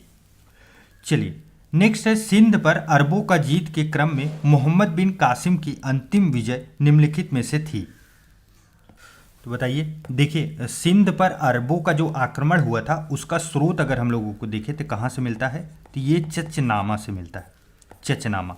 अब यहाँ बात की जा रही कि अंतिम विजय उनकी कहाँ पे थी, तो अंतिम विजय उनका मुल्तान में था। कहाँ था? मुल्तान में। कहा जाता है कि मुल्तान में मोहम्मद बिन कासिम की जो है इतना सोना मिला था कि मुल्तान का नाम उसने सोने का नगर या स्वर्ण नगर रख दिया था। तो आप समझिए कितना लूटपाट करके ले गए थे। चलिए नेक्स्ट है, एकमात्र मुगल महिला सूफी निम्नलिखित में से कौन थी? तो बताइए कौन थी? जहां आरा। कौन थी? जहां आरा। चलिए नेक्स्ट, कदरिया सिलसिले के संत शाह दौला दरियाई निम्नलिखित में से किस राज परिवार से संबंधित थे? तो देखिए, कादरिया सिलसिले के संत जो शाह दौला दरियाई थे वह किस परिवार से संबंधित थे, यह प्रश्न पूछा जा रहा है। तो ये गुजरात के राज परिवार से संबंधित थे। किससे? गुजरात के राज परिवार से। चलिए नेक्स्ट है, सल्तनत युगीन चित्रकला का सबसे प्रारंभिक उल्लेख गजनवियों की इतिहास में मिलता है। यह पुस्तक किनके द्वारा लिखी गई है? तो बताइए किसके में मिलती है? तो यह अबुल फजल बैहाकी की पुस्तक से मिलती है। इनकी पुस्तक है, कौन सी पुस्तक है? गजनवियों के इतिहास। इसी में जो है जिक्र मिलता है। आपको पता होगा कि गजनी के समय जो है काफ़ी महत्वपूर्ण लेखक थे, जैसे फिरदौसी, अलबरूनी और बैहाकी। इनके द्वारा जो है अच्छी पुस्तकें लिखी गई, जिसके बारे में इतिहास में बहुत अच्छा जिक्र उस समय के इतिहास के बारे में हमें प्राप्त होता है इनकी पुस्तकों से। चलिए नेक्स्ट है, घाघरा का युद्ध बाबर और निम्नलिखित में से किसके बीच हुआ था? तो बताइए किसके बीच हुआ था? देखिए, घाघरा का जो युद्ध था उसमें बाबर और शेर शाह सूरी, नुसरत शाह, महमूद लोदी सब के सब उसमें पार्टिसिपेट थे। उपरोक्त सभी होगा। क्या होगा? उपरोक्त सभी होगा, जिसमें बाबर की विजय हुई थी। देखिए, ये तीनों लोग जो थे, शेर शाह सूरी, नुसरत शाह और महमूद लोदी, तीनों लोगों ने एक संघ बनाया था और उसके बाद बाबर पे अटैक किए थे, लेकिन बाबर तब भी जो है विजय प्राप्त करता है इन लोगों को पराजित करके। चलिए नेक्स्ट है, निम्नलिखित में से किसके उपदेश सिखों के आदि ग्रंथ में उपलब्ध हैं? तो बताइए किसके उपदेश? तो देखिए, रामानंद और नामदेव, बाबा फरीद, तीनों लोगों का उपदेश जो है सिखों के उपदेश आदि ग्रंथ में उपलब्ध है। तो सही जवाब ऑप्शन नंबर डी होगा। नेक्स्ट है, कवि अमीर खुसरो तथा अमीर हसन ने अपना साहित्यिक जीवन निम्नलिखित में से किसके दरबार में प्रारंभ किया? तो बताइए किसके शासनकाल में शुरू किए? तो ये मोहम्मद खां कौन था? तो यह बलबन का जो है ना, बलबन का ज्येष्ठ पुत्र था, अर्थात बलबन का जो है बड़ा पुत्र था मोहम्मद खां, उसी के यहाँ से शुरू किए थे ये लोग। और आपको पता होगा कि अमीर खुसरो जो है वो काफ़ी प्रख्यात और बहुत महत्वपूर्ण इनकी पुस्तकें रही भी हैं। चलिए नेक्स्ट है, स्थापत्य कला की सरकी शैली का जन्मदाता निम्नलिखित में से कौन था? तो बताइए कौन था? तो इब्राहिम शाह। कौन था? इब्राहिम शाह जो है स्थापत्य कला की सरकी शैली का बहुत महत्वपूर्ण नमूना पेश करते हैं। बाद में आपको पता होगा कि फिरोज शाह तुगलक ने जो है अपने सगे भाई जौना खां की याद में जो है जौनपुर शहर की स्थापना की थी। जौना खां अर्थात मोहम्मद बिन तुगलक की स्मृति में, और यह जो है गोमती नदी के तट पर उपस्थित काफ़ी महत्वपूर्ण शहर है। चलिए नेक्स्ट है, बाबर ने निम्नलिखित में से किस युद्ध को जिहाद धर्म युद्ध की संज्ञा दी थी? जिहाद का नारा बाबर ने किस युद्ध में दिया था? बताइए किस में दिया था? खानवा का युद्ध। किसमें? खानवा के युद्ध में जो है बाबर ने दिया था। खानवा तथा चंदेरी का युद्ध जो होता है, खानवा के युद्ध कब होता है? यह काफ़ी महत्वपूर्ण युद्ध था 1527 में। किसके बीच होता है? बाबर के बीच, और दूसरे जो थे वो थे राणा सांगा। बाबर की विजय हुई थी। लगातार 4 विजय ने बाबर की पूरी स्थिति ही बदल दी और भारत में साम्राज्य स्थापित करने के लिए मुगलों को आमंत्रित भी कर दिया। नेक्स्ट है, जलालुद्दीन फिरोज खिलजी को बुलंदशहर की जागीर प्रदान कर सेनापति नियुक्त निम्नलिखित में से किसने किया था? ये नियुक्त होगा, किसने किया था? तो बताइए किसके द्वारा किया गया था? यह कैकूबाद। देखिए, कैकूबाद ने निजामुद्दीन की मृत्यु के बाद, जो कि एक सलाहकार था, जलालुद्दीन फिरोज नामक एक खिलजी अमीर को जो है बुलंदशहर की जागीर प्रदान की और अपनी सेना का जो है सेनापति नियुक्त किया। चलिए नेक्स्ट है, निम्नलिखित में से किसने चंपू काव्य वरदाम्बिका परिणय का आलेखन किया था? देखिए चंपू काव्य वरदाम्बिका जो है परिणय का उल्लेख जो है वह कौन करता है? तो देखिए तिरुमलाम्बा के द्वारा ये कार्य किया गया था। आपको बता दें यह जो है ना संस्कृत की बहुत उत्कृष्ट जो है कवित्री थी। चलिए नेक्स्ट है, जलालुद्दीन फिरोज खिलजी को शाइस्ता खां की उपाधि निम्नलिखित में से किसने प्रदान की थी? तो देखिए यह कार्य भी जो है कैकुबाद के द्वारा किया गया था। चलिए नेक्स्ट है, कश्मीर की पहाड़ियों में स्थित कीरतपुर साहिब की स्थापना निम्नलिखित में से सिखों के किस गुरु ने की थी? कीरतपुर साहिब की स्थापना, देखिए इसकी स्थापना जो है वह किसके द्वारा किया गया था? तो यह जो है गुरु हरगोबिंद के द्वारा किया गया था। किसके द्वारा? गुरु हरगोबिंद के। यह जो है सिख के 6वें गुरु थे, 6वें। चलिए नेक्स्ट है, महाराणा प्रताप ने मृत्यु पूर्व निम्नलिखित में से किस स्थान पर अपनी नई राजधानी बनाई थी? देखिए महाराणा प्रताप जो जी थे, इनका जो प्रेजेंट राजधानी थी वो कुंभलगढ़ थी। कौन सी थी? कुंभलगढ़। लेकिन ये मृत्यु के पूर्व जो है चावंड को अपनी नई राजधानी बनाते हैं। उसके बाद इनका जो है देहांत हो जाता है। चलिए नेक्स्ट है, अमीर खुसरो ने निम्नलिखित में से किस पुस्तक में मुगल पद तुमान 10,000 सैनिक का उल्लेख किया है? देखिए 1289 में लिखित पुस्तक किरान उस सादेन में ये जिक्र किया गया है अमीर खुसरो के द्वारा। तो सही जवाब ऑप्शन नंबर ए होगा। चलिए नेक्स्ट है, पैमाइश के आधार पर भू राजस्व का बंदोबस्त दिल्ली सल्तनत निम्नलिखित में से कहलाता था? तो बताइए। देखिए मसाहत को जो है ना आधार बनाया गया था। मसाहत देखिए ना, यह क्या होता था? भूमि के जो इकाई थी उसे बिस्वा के आधार पर बनाया गया था। बिस्वा आपको पता होगा, गांव में चलते हैं बिस्वा के आधार पर। और आपको बता दें अलाउद्दीन खिलजी, मोहम्मद बिन तुगलक और सिकंदर लोदी ने मसाहत पद्धति को अपनाया भी था। चलिए नेक्स्ट है, निम्नलिखित में से किसने संगीत पर देवनागरी लिपि में किताब नौरस लिखा? बताइए किसकी है? अभी ऊपर ही हम लोगों ने देखा, महत्वपूर्ण पुस्तक है इब्राहिम आदिल शाह द्वितीय की किताब नौरस। चलिए नेक्स्ट है, भारत में सर्वप्रथम फारसी विद्या का प्रमुख केंद्र निम्नलिखित में से था? तो बताइए मुल्तान था, लाहौर, दिल्ली या जौनपुर? तो देखिए फारसी विद्या का प्रमुख केंद्र जो था सबसे पहले प्रमुख वह लाहौर था। अच्छा, इसकी स्थापना कौन करता है? तो महमूद गजनवी के पुत्र जो मसूद थे। कौन थे? मसूद के द्वारा जो है पहला मदरसा लाहौर में स्थापित किया गया था, जो कि लगभग 12वीं शताब्दी में मुस्लिम शिक्षा का प्रमुख केंद्र था। चलिए नेक्स्ट है, दिल्ली के सुल्तानों में निम्नलिखित में से किन्हें मकबरों का पितामह कहा जाता है?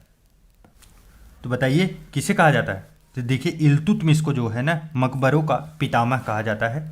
और आपको एक और फैक्ट बता दें कि सुल्तानगढ़ी में भारत में जो है तुर्कों द्वारा निर्मित पहला मकबरा था। और इल्तुतमिश ने अपने मकबरे का निर्माण स्वयं खुद ही करवाया था दिल्ली में। तो इसलिए जो है इल्तुतमिश को मकबरों का पितामह कहा जाता है। नेक्स्ट है, विजयनगर युगीन चित्रकला के साक्ष्य निम्नलिखित में से किस मंदिर में मिलता है? देखिए लेपाक्षी मंदिर। कौन सी मंदिर? लेपाक्षी मंदिर जो है इसे ही विजयनगर युगीन चित्रकला के साक्ष्य के रूप में भी जाना जाता है। और आपको एक फैक्ट बताएं कि विजयनगर की चित्रकला को लेपाक्षी कला इसलिए कहा जाता था कि लेपाक्षी मंदिर से विजय कला युगीन चित्रकलाओं के साक्ष्य मिलते हैं, तो इसीलिए जो है इसे लेपाक्षी कला भी कहा जाता है। चलिए नेक्स्ट है, नदियाँ नवद्वीप में नम्य न्याय विद्यापीठ के प्रथम प्रतिष्ठापक निम्नलिखित में से कौन थे? तो बताइए कौन थे? वासुदेव सार्वभौम थे। सही जवाब ऑप्शन नंबर बी होगा। चलिए नेक्स्ट है, निम्नलिखित में से सिखों के उस गुरु का नाम चुनिए जिन्होंने पर्दा प्रथा एवं सती प्रथा का विरोध किया था। तो बताइए पर्दा प्रथा और सती प्रथा का विरोध किसके द्वारा किया गया था? तो देखिए यह अमरदास, किसके द्वारा? गुरु अमरदास जो थे इनके द्वारा यह विरोध किया गया था। आपको बता दें ये सिख के तीसरे गुरु थे। कौन से? तीसरे गुरु थे। इन्हीं के द्वारा जो है पर्दा प्रथा और सती प्रथा का विरोध किया गया था। चलिए नेक्स्ट है मालवा के शासक बाज बहादुर को निम्नलिखित में से किस राज्य ने संरक्षण प्रदान किया था। तो देखिए जो बाज बहादुर थे उनको संरक्षण जो है मेवाड़ से मिला था। कहाँ से? मेवाड़ से। और उस समय मेवाड़ के जो शासक थे वो कौन थे? तो वो उदय सिंह थे।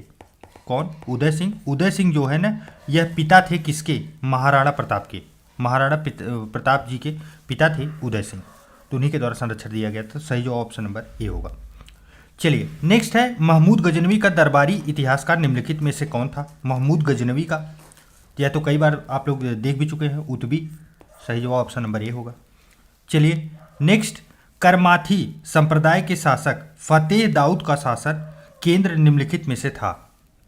देखिए अभी ऊपर हम लोगों ने एक प्रश्न देखा था कि महमूद गजनवी जो है सबसे ज़्यादा धन कहाँ से प्राप्त करता है, तो वो मुल्तान से ही किया था। तो मुल्तान का ये जो करमपंथी संप्रदाय के शासक फतेह दाऊद थे, ये कहाँ के थे? तो ये मुल्तान के, इन्हीं का उस समय शासनकाल चल रहा था जिसके ऊपर हमला किया गया था।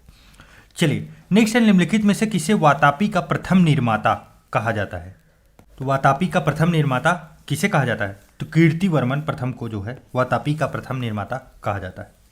नेक्स्ट है, निम्नलिखित में से किस हिंदू शाही शासक ने महमूद गजनवी के विरुद्ध मुल्तान के शासक दाऊद करमाथी को सहायता दी थी? तो बताइए वह कौन थे? तो यह आनंद पाल ने सहायता दी थी। कौन दिए थे? आनंद पाल। सही जो ऑप्शन नंबर सी होगा। चलिए नेक्स्ट है, तराइन का तृतीय युद्ध निम्नलिखित में से किसके बीच हुआ था? देखिए तराइन का तृतीय युद्ध जो है वह कब होता है? तो 1216 ईस्वी में। 1216 ईस्वी में यद्दौज और इल्तुतमिश के बीच होता है। इल्तुतमिश का जो मुख्य शत्रु था यद्दौज ही था, उन्हीं के दोनों लोगों के बीच में होता है और यद्दौज को पराजित कर इल्तुतमिश विजय प्राप्त करते हैं। नेक्स्ट है, निम्नलिखित में से किसने दिल्ली सल्तनत में खान की उपाधि चलाई? खान की उपाधि किसके द्वारा चलाई गई थी? देखिए चालीसा के सदस्यों को मजबूत बनाने के लिए इल्तुतमिश ने, किसने? इल्तुतमिश ने जो है वह खान की उपाधि चलाई थी। चलिए नेक्स्ट देखते हैं। नेक्स्ट है, महमूद गजनवी का समकालीन पाल शासक निम्नलिखित में से कौन था? तो बताइए कौन था? उस समय जो है शासक जो था समकालीन शासक पाल शासक महिपाल प्रथम था। सही जवाब ऑप्शन नंबर सी होगा। चलिए नेक्स्ट है, अपने राज्यारोहण के समय निम्नलिखित में से किसने एक संवत का प्रवर्तन किया जिसे चालुक्य विक्रम संवत कहा जाता है? देखिए जो सामेश्वर प्रथम के छोटे पुत्र थे विक्रमादित्य चतुर्थ ने, किसके द्वारा किया गया था? विक्रमादित्य चतुर्थ के द्वारा किया गया था। एक संवत चलाया गया और यह संवत जो है कौन से सन में चलाया गया था अगर इसकी बात की जाए तो 1076 ईस्वी में जो है इसको प्रारंभ किया गया था। चलिए नेक्स्ट है, किनकी मृत्यु के पश्चात ही उत्तर पश्चिमी भारत का शक्ति संपन्न तथा गौरवशाली हिंदू शाही राज्य का पतन हो गया? तो देखिए जो भीमपाल थे, भीमपाल की मृत्यु के बाद जो है वह उत्तर पश्चिम भारत का शक्तिशाली तथा गौरवशाली हिंदू शाही राज्य का पतन हो गया। तो सही जवाब क्या बनेगा? Option number C. अच्छा इनकी मृत्यु हुई कब थी? तो ये 1026 ईस्वी में हुई थी। चलिए नेक्स्ट है, साहू के काल में मराठा नौसेना का प्रमुख निम्नलिखित में से कौन था? तो बताइए कौन था? तो वो थे कान्होजी आंग्रे। कौन थे? कान्होजी आंग्रे। तो सही जवाब क्या बनेगा? Option number C. चलिए नेक्स्ट है, दुर्ग और सूचनाएं और घटनाएं आप मैच कराइए। देखिए पहला है सतारा। सतारा जो है वह समर्थ गुरु रामदास के जीवन से संबंधित है। तो सही जवाब इसका 2 होगा। उसके बाद फिर जो है रायगढ़। रायगढ़ जो है वह औरंगजेब के लिए सिर दर्द बना रहता था। तो यह मैच होगा। फिर है सज्जनगढ़। सज्जनगढ़ जो है शिवाजी के राज्याभिषेक का सजीव प्रतीक है। और पुरंदर जो है मुरारबाजी की वीरता की गाथा के लिए प्रख्यात है। तो इस प्रकार अगर हम देखेंगे तो 2, 3, 4, 1 सही कूट बन रहा है। तो सही जवाब क्या बनेगा? Option number A. चलिए नेक्स्ट है, निम्नलिखित में से किसके निर्देशन में जो है मराठी शब्दकोश राज व्यवहार कोश का निर्माण हुआ था? राज व्यवहार कोश का निर्माण जो है किसके शासनकाल में हुआ था? अर्थात जो है कौन से गुरु थे? तो देखिए पंडित रघुनाथ हनुमंते के निर्देशन में हुआ था। तो सही जवाब ऑप्शन नंबर ए होगा। देखिए यहाँ पे दिया गया है रामदास, रामदास जी का नाम दिया गया है। तो रामदास जी कौन थे? यह शिवाजी के जो है नैतिक गुरु थे रामदास। चलिए नेक्स्ट है शिवाजी के दक्षिण प्रांत के प्रतिनिधि कौन थे जिसके अंतर्गत कोंकण का क्षेत्र था? तो बताइए। देखिए अन्नाजी दत्तो कौन थे? अन्नाजी दत्तो के को जो है दक्षिण प्रांत का क्षेत्र दिया गया था, अर्थात कोंकण का जो क्षेत्र था उसके लिए यह थे। नेक्स्ट है निम्नलिखित कथनों पर विचार कीजिए। पहला कथन है बलबन के मंगोलों के प्रति जो है रक्त एवं युद्ध की नीति थी। क्या ये कथन सही है? जी नहीं, ये कथन पूरी तरीके से गलत है। इसलिए गलत है कि हम मंगोलों के खिलाफ ऐसी नीति इसकी नहीं थी, बल्कि इसकी नीति जो है रक्त एवं युद्ध की जो नीति यह था, यह विद्रोहियों के खिलाफ था। किसके खिलाफ था? विद्रोहियों के। मंगोलों के खिलाफ आपको पता होगा कूटनीति की नीति अपनाना ज़्यादा महत्वपूर्ण था और वह नीति जो है अपनाता भी था। नेक्स्ट है बलबन दिल्ली सल्तनत का प्रमुख सुल्तान था जिसने अपना वसीयत घोषित किया था। तो यह कथन जो है पूरी तरीके से सही है। नेक्स्ट है बलबन के वसीया को अमीर खुसरो ने संकलित किया था। तो बताइए क्या यह कथन सही है? जी नहीं, यह गलत है, क्योंकि यह अमीर खुसरो के द्वारा संकलित न करके किसके द्वारा किया गया था? बरेनी के द्वारा जो है संकलित किया गया था। तो यह कथन भी जो है हमको गलत मिला। सही कथन पूछा भी जा रहा है तो सही केवल 2 मिला है, तो ऑप्शन नंबर बी सही होगा। चलिए आज का पहला प्रश्न है अलाउद्दीन खिलजी के दक्षिण अभियान पर विचार कीजिए। अर्थात अलाउद्दीन खिलजी जो है दक्षिण में जो अभियान चलाया था उसका हम लोगों को कालक्रम पूछा जा रहा है कि कौन से क्रम से चला था। देखिए अलाउद्दीन खिलजी का जो अभियान चला था वो तो मेन उसका कौन बनाया गया था? तो मलिक कफूर जो है यह मुख्य था। इनका सेनापति भी कह सकते हैं, इनका मुख्य सहायक भी कह सकते हैं, जिसने दक्षिण में जो है अभियान क्रमशः चलाया था। तो सबसे पहला अभियान तो देखिए देवगिरी में चला था। देवगिरी पहले नंबर पे होगा। उसके बाद फिर दूसरे नंबर पे तेलंगाना। उसके बाद फिर बात करें तो होयसल जो है ये तीसरे नंबर पे आता है। और उसके बाद चौथे नंबर पे आता है आपका पांड्य क्षेत्र। तो इस प्रकार अगर हम लोग देखेंगे तो सही कोड क्या बनेगा? 3124। 3124 सही जो ऑप्शन नंबर ए होगा। चलिए नेक्स्ट है निम्नलिखित में से कौन सी जोड़ी असत्य है? तो देखिए इसमें पहला है छंद विचार चिंतामणि की, यह जो है पूरी तरीके से सही है। दूसरा है 84 वैष्णवों की वार्ता विट्ठलदास, यह भी सही है। और रास पंचध्यायी नंददास, यह भी सही है। जबकि सिंहासन बत्तीसी नरसिंह चक्रवर्ती, यह गलत है। देखिए नरसिंह चक्रवर्ती की जो पुस्तक थी वो है, आपको बता दें, रुक्मणी मंगल। कौन सा? रुक्मणी, आपको बता दें रुक्मणी मंगल। और जो है कविता श्रृंगार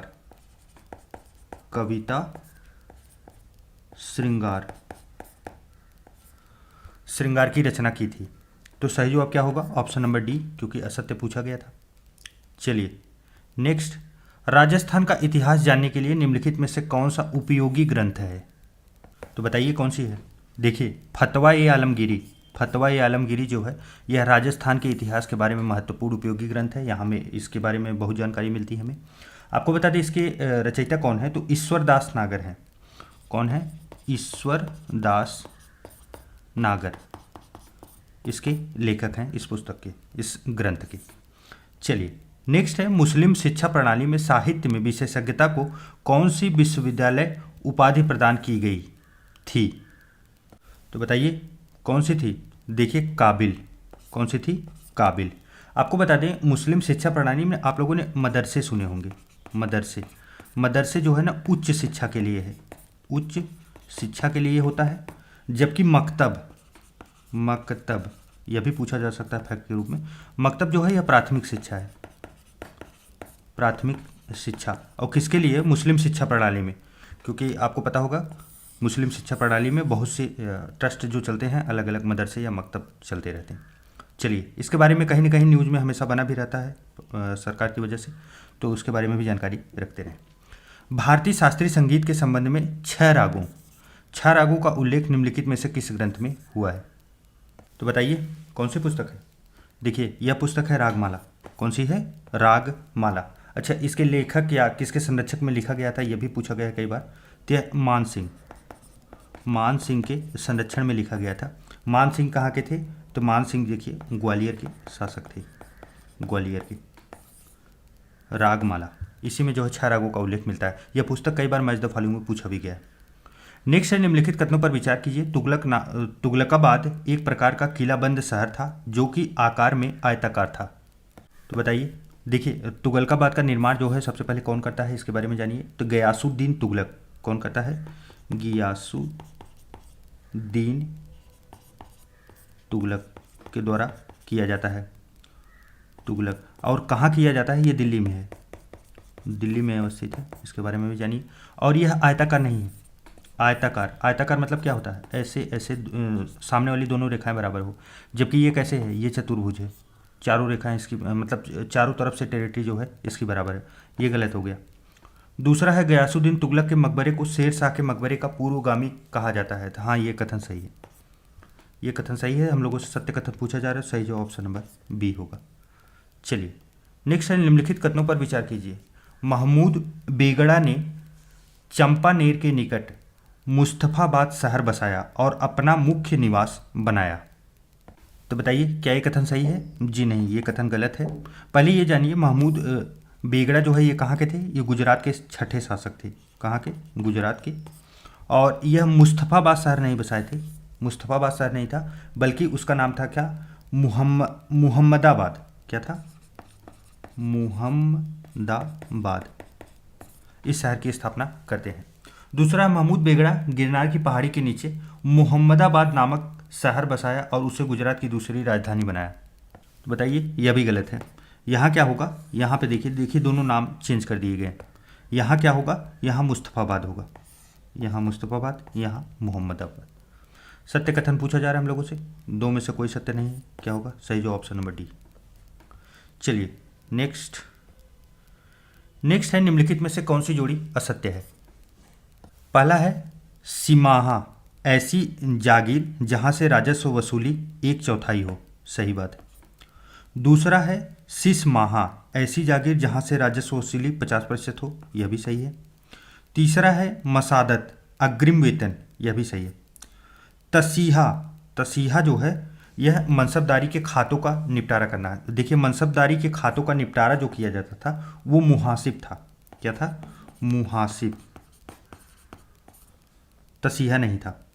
तो इसका मतलब तसीहा क्या था? तो यह मनसबदार के जो दावे थे, क्या था यह मनसबदार के दावे होते थे, अर्थात जिसे आप प्रमाण पत्र कह सकते हैं, प्रमाण पत्र। तो इस प्रकार जो है असत्य पूछा गया, सही जवाब ऑप्शन नंबर डी होगा। चलिए नेक्स्ट है, अलाउद्दीन खिलजी के सरदारों की उपाधियों को सुमेलित कीजिए। पहला, अलमास वेग। क्या होगा? अलमास वेग। उलुग खां। क्या होगा? उलुग खां, चौथे पे मैच होगा। फिर है नुसरत जलेसरी, नुसरत खां, तीसरा। और उसके बाद मलिक यूसुफ जो है जफ़र खां। और फिर चौथा जो है संजर जो है ये अलप खां, ये चौथा होगा। तो इस प्रकार जो है 4, 3, 2, 1 हम लोगों का कोड बना है। तो सही जो ऑप्शन नंबर डी होगा। आप लोग देख रहे होंगे काफ़ी डीप में घुस के प्रश्न बनाया गया है, तो थोड़ा सा नॉलेज के लिए आप लोग जरूर रखिए।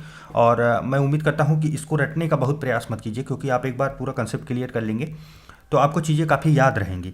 लेकिन देखेंगे कि जो टेस्ट पेपर बनाए जाते हैं कोचिंग संस्थाओं द्वारा, वो काफ़ी डीप में घुस के बनाते हैं। इसलिए बनाते हैं कि उनको बाद में कहना रहे कि हमने तो पूरा सिलेबस कवर किया था और कोई भी प्रश्न छूटा नहीं। तो आपको पूरा रटने की ज़रूरत नहीं है। हाँ, टेस्ट पेपर से जितनी तैयारी हो सकती है आप उतना डीप में घुसिए। बाकी आप प्रीवियस ईयर के पेपर या तो अदर कोचिंग संस्थाओं के या जो भी हम लोग सीरीज चलाएंगे वहाँ से आप लोग देख सकते हैं। सारी चीज़ें रटने पड़ेंगे तो ये ऑप्शनल के ऊपर की हो जाएगी बातें।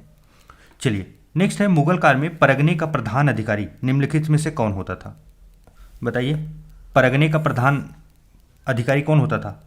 सिकदार होता था। ऐसे प्रश्न पूछे जा सकते हैं, वन लाइनर में है, आप लोग इसे जरूर याद रखें। निम्नलिखित कथनों पर विचार कीजिए। अकबर ने अपने शासन के 40वें साल में मनसब में जात जोड़ा। मनसब में क्या है? जात जोड़ा। तो देखिए ये कथन जो है गलत है, क्योंकि जात नहीं जोड़ा गया था 40वें साल में। 40वें साल में जो जोड़ा गया था वह था सवार जोड़ा गया था। आपको बता दें, देखिए मनसबदारी जो है ना बहुत महत्वपूर्ण है। आयरन स्टील आप उससे बोल सकते हैं, इस्पाती ढांचा बोल सकते हैं किसका, मुगल शासन का। तो इसके बारे में जरूर जानकारी रखिए क्योंकि यहाँ से प्रश्न कई बार बन चुके हैं। दूसरा कथन देखिए, सवार सवार जो है मनसबदारी की शुरुआत से ही 1575 से चल रहा था। तो क्या ये कथन सही है? जी नहीं, यह भी गलत है, यह भी गलत है। यहाँ सवार की जगह क्या होगा, यहाँ जात होगा, और यहाँ जात की जगह सवार होगा, उल्टा करके दिया गया है। सत्य कथन पूछा जा रहा है, दो के दोनों गलत हैं। चलिए नेक्स्ट है बैतुल उलूम, जिसकी स्थापना जेबुन निसा द्वारा की गई थी, एक प्रकार का क्या है? बताइए। बैतुल उलूम, देखिए पहली चीज, बैतुल उलूम एक पुस्तकालय था। अब इसकी स्थापना कौन करते हैं? जेबुन निसा। अब जेबुन निसा के बारे में अगर आपको नहीं पता तो आप लोग जान लीजिए, ये कौन थी? ये औरंगजेब की पुत्री थी। औरंगजेब की जो है बड़ी पुत्री थी जेबुन निसा, उसी के द्वारा एक पुस्तकालय की स्थापना की गई थी। महत्वपूर्ण है, सीधा फैक्ट में पूछा जा सकता है। औरंगजेब ने काजियों के मार्गदर्शन हेतु किस भाषा में इस्लामिक कानूनों का संग्रह फतवा-ए-आलमगीरी में करवाया? तो बताइए किसमें? फारसी भाषा या अरबी या उर्दू? यह अरबी भाषा में हुआ था। किसमें? अरबी में हुआ था। अच्छा आपको बता दें, फतवा-ए-आलमगीरी जो है शेख निजाम, कौन थे? शेख निजाम। आप समझ सकते हैं कि इसके अध्यक्ष थे। 6 लोगों की एक टीम बनाई गई थी, उनके द्वारा ये जो है 6 व्यक्तियों द्वारा इसे संचालित किया गया और इसका संकलन संग्रह कराया गया। नेक्स्ट है, निम्नलिखित में से किस जाट शासक ने आत्महत्या कर लिया था? जाट शासक कौन था जो आत्महत्या कर लिया था? तो बताइए कौन था? देखिए आत्महत्या करने वाले थे चूड़ामन। चूड़ामन। अच्छा किसके शासनकाल में ये सक्रिय थे? तो देखिए औरंगजेब के शासनकाल में ये लोग, मथुरा में जाटों का एक विद्रोह हुआ था, उसमें ये लोग सक्रिय थे और बाद में बहुत कुछ राजनीति होने के बाद इनको जब लगा कि नहीं बच पाएंगे तो इन्होंने आत्महत्या कर ली। नेक्स्ट है, रोशनाई नामक धार्मिक पुनरुत्थानवादी आंदोलन निम्नलिखित में से किससे जुड़ा है? बताइए किसके साथ जुड़ा है? तो यह भागू। किसके साथ? भागू। देखिए यूसुफ जाइयों के विद्रोह का नेता जो है भागू था, जिसने 1667 में, कब? 1667 ईस्वी में विद्रोह कर दिया। रोशनाई नामक धार्मिक जो पुनरुत्थानवादी आंदोलन इसी से जुड़ा था। उत्तर पश्चिमी में अफरीदियों का भी विद्रोह जो है 1672 ईस्वी में हुआ, जिसका नेतृत्व अकमल खां ने किया था। तो काफ़ी डीप में जाके ये प्रश्न बनाए गए हैं, लेकिन फिर भी आप जितना नॉलेज हो सकता है आप जरूर से जरूर लीजिए। अकबर के इबादत खाना जो कि सभी धर्मावलंबियों के लिए खुला था, में किस धर्म के अनुयायियों ने धार्मिक चर्चाओं में कभी भाग नहीं लिया था? बताइए कौन सा धर्म था जो कभी भाग नहीं लिया था? ये था बौद्ध धर्म। अच्छा ये खुला कहाँ था? इबादत खाना फतेहपुर सीकरी में। कहाँ था? फतेहपुर सीकरी में, आप लोग याद रखिए। चलिए वैसे अकबर से रिलेटेड कुछ भी चीज़ें आपको मिलेंगी तो मैक्सिमम आप देखेंगे फतेहपुर सीकरी ही सही होता है, क्योंकि वहाँ पे बहुत चीज़ें उसने करवाया था, उसके बारे में प्रश्न पूछा भी जाता है। जैन गुरु और उपाधियाँ। भानुचंद्र, कौन सी उपाधि थी इनको? उपाध्याय की। कौन सी थी? उपाध्याय की। दूसरा जो है विजय सेन सूरी, यह काली सरस्वती की उपाधि दी गई थी। उसके बाद फिर है नंदी विजय, इनको उपाधि खुश फहम तीव्र बुद्धि जिसे बोला जाता है, और पुरंदर को युग प्रधान की बुद्धि जो है उपाधि दी गई थी।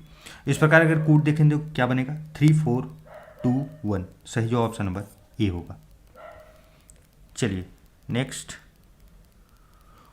मुगल काल में जहाज निर्माण का प्रमुख केंद्र निम्नलिखित में से कहाँ स्थित था? तो बताइए कहाँ थे जहाज जो है निर्माण के प्रमुख केंद्र? तो देखिए जो प्रमुख केंद्र था वो था सूरत में। कहाँ? सूरत में। आपको बता दें इलाहाबाद, बंगाल, वजीराबाद, मछलीपट्टनम, मुल्तान, चटगांव, पुलिकट, गोवा, भड़ौच, मुजीरस आदि सभी जगह जो है जहाज निर्माण किए जाते थे, लेकिन कुछ प्रमुख केंद्र थे जिसमें एक सूरत था। चलिए नेक्स्ट है, मुगल काल के सबसे प्रसिद्ध किस बंदरगाह को बाबुल ए मक्का कहा जाता था? तो बताइए किसे कहा जाता था? यही सूरत को ही बोला जाता था, बाबुल ए मक्का। चलिए नेक्स्ट है, औरंगजेब के तोपखाने का प्रमुख मुस्तफ़ा खां था। ए सही है? जी नहीं, मुस्तफ़ा खां नहीं था, बल्कि कौन था? फिदाई खां था। फिदाई खां, यह तो गलत हो गया। अगला है, तोपचियों की भर्ती औरंगजेब केवल गुजरात से करता था। क्या ये कथन सही है? जी नहीं, यह कथन भी गलत है, क्योंकि जो तोपचिए थे वो सिर्फ कन्नौज से भरे जाते थे। कहाँ से? कन्नौज।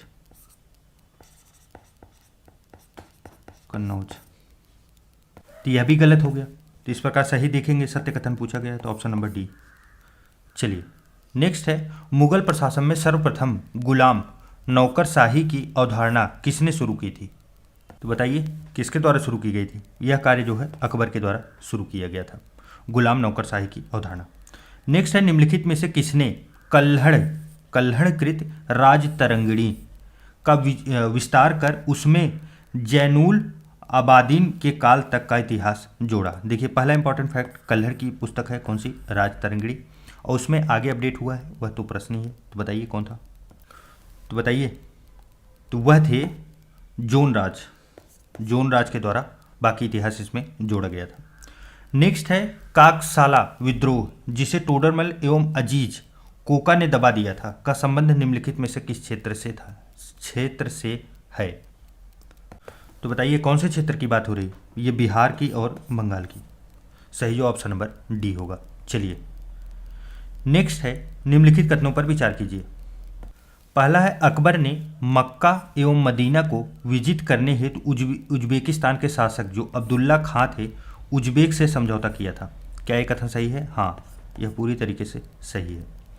नेक्स्ट है, अकबर ने बेगमों के नामों को सार्वजनिक करने की प्रथा को समाप्त कर दिया था। यह कथन भी जो है सही है। तीसरा है, अकबर एवं जहांगीर ही वह दो मुगल बादशाह थे जिनके खिलाफ जो है फतवा जारी हुआ था। तो बताइए फतवा किसके किसके खिलाफ जो है जारी हुआ था? यह महत्वपूर्ण प्रश्न है। यह अकबर और जहांगीर नहीं, अकबर और औरंगजेब। कौन? औरंगजेब, दोनों के खिलाफ जारी हुआ था। तो तीसरा गलत है। हम लोगों से क्या पूछा रहा है? सत्य कथन, पहला और दूसरा सही है। सही जो ऑप्शन नंबर ए होगा। चलिए नेक्स्ट है, विजयनगर स्थापत्य की मुख्य विशेषताओं में ऊंचे गोपुरम या प्रवेश द्वारों का निर्माण होता है। तो बताइए क्या सही है? जी हाँ, यह कथन जो है पूरी तरीके से सही है।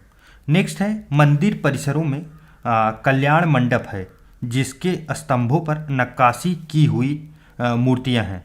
यह भी जो है सही है। तीसरा है, इन स्तंभों पर जो है सिंह की मूर्तियां सर्वाधिक पाई गई हैं। तो बताइए क्या ये सही है? जी नहीं, ये गलत है, क्योंकि यहाँ घोड़ों की मूर्तियां सबसे अधिक पाई गई हैं, न कि सिंह की।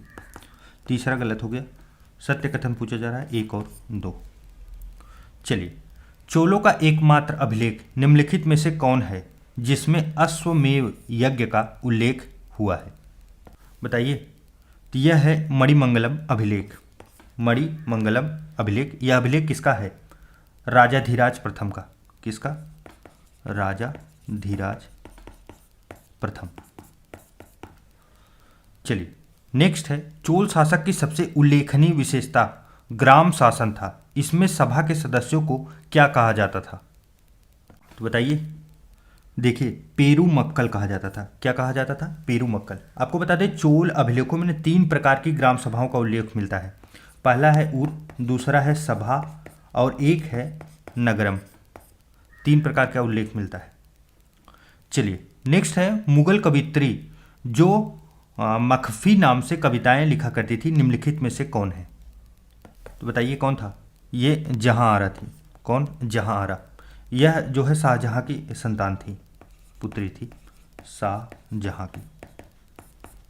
चलिए नेक्स्ट, सिंहासन प्राप्ति हेतु शाहजहां के युगों में हुए उत्तराधिकार के युद्ध को क्रम से सजाएं। देखिए ये प्रश्न बहुत डीप में जाके पूछा गया है। देखिए पहला है खजवा युद्ध। खजवा युद्ध जो है यह जनवरी 1600 कब हुआ था? यह हुआ था जनवरी 1659 में। उसके बाद फिर आता है सामूगढ़ का युद्ध। सामूगढ़ जून में हुआ था, 8 जून को। यह कब हुआ था? 1658 में। उसके बाद है बहादुरपुर का युद्ध। बहादुरपुर का जो युद्ध है यह फरवरी में हुआ था, फरवरी 1658 में। और उसके बाद है धर्मत का युद्ध। यह जो है अप्रैल 1658 में हुआ था, अप्रैल 1658 में। उसके बाद है देवराई का युद्ध। यह मार्च 1659 में हुआ था, मार्च 1659। चलिए अब आप मैच कराइए। पहले नंबर पे 3 आएगा, 3, उसके बाद फिर जो है 4 आएगा, उसके बाद फिर जो है 2 आएगा। कौन आएगा?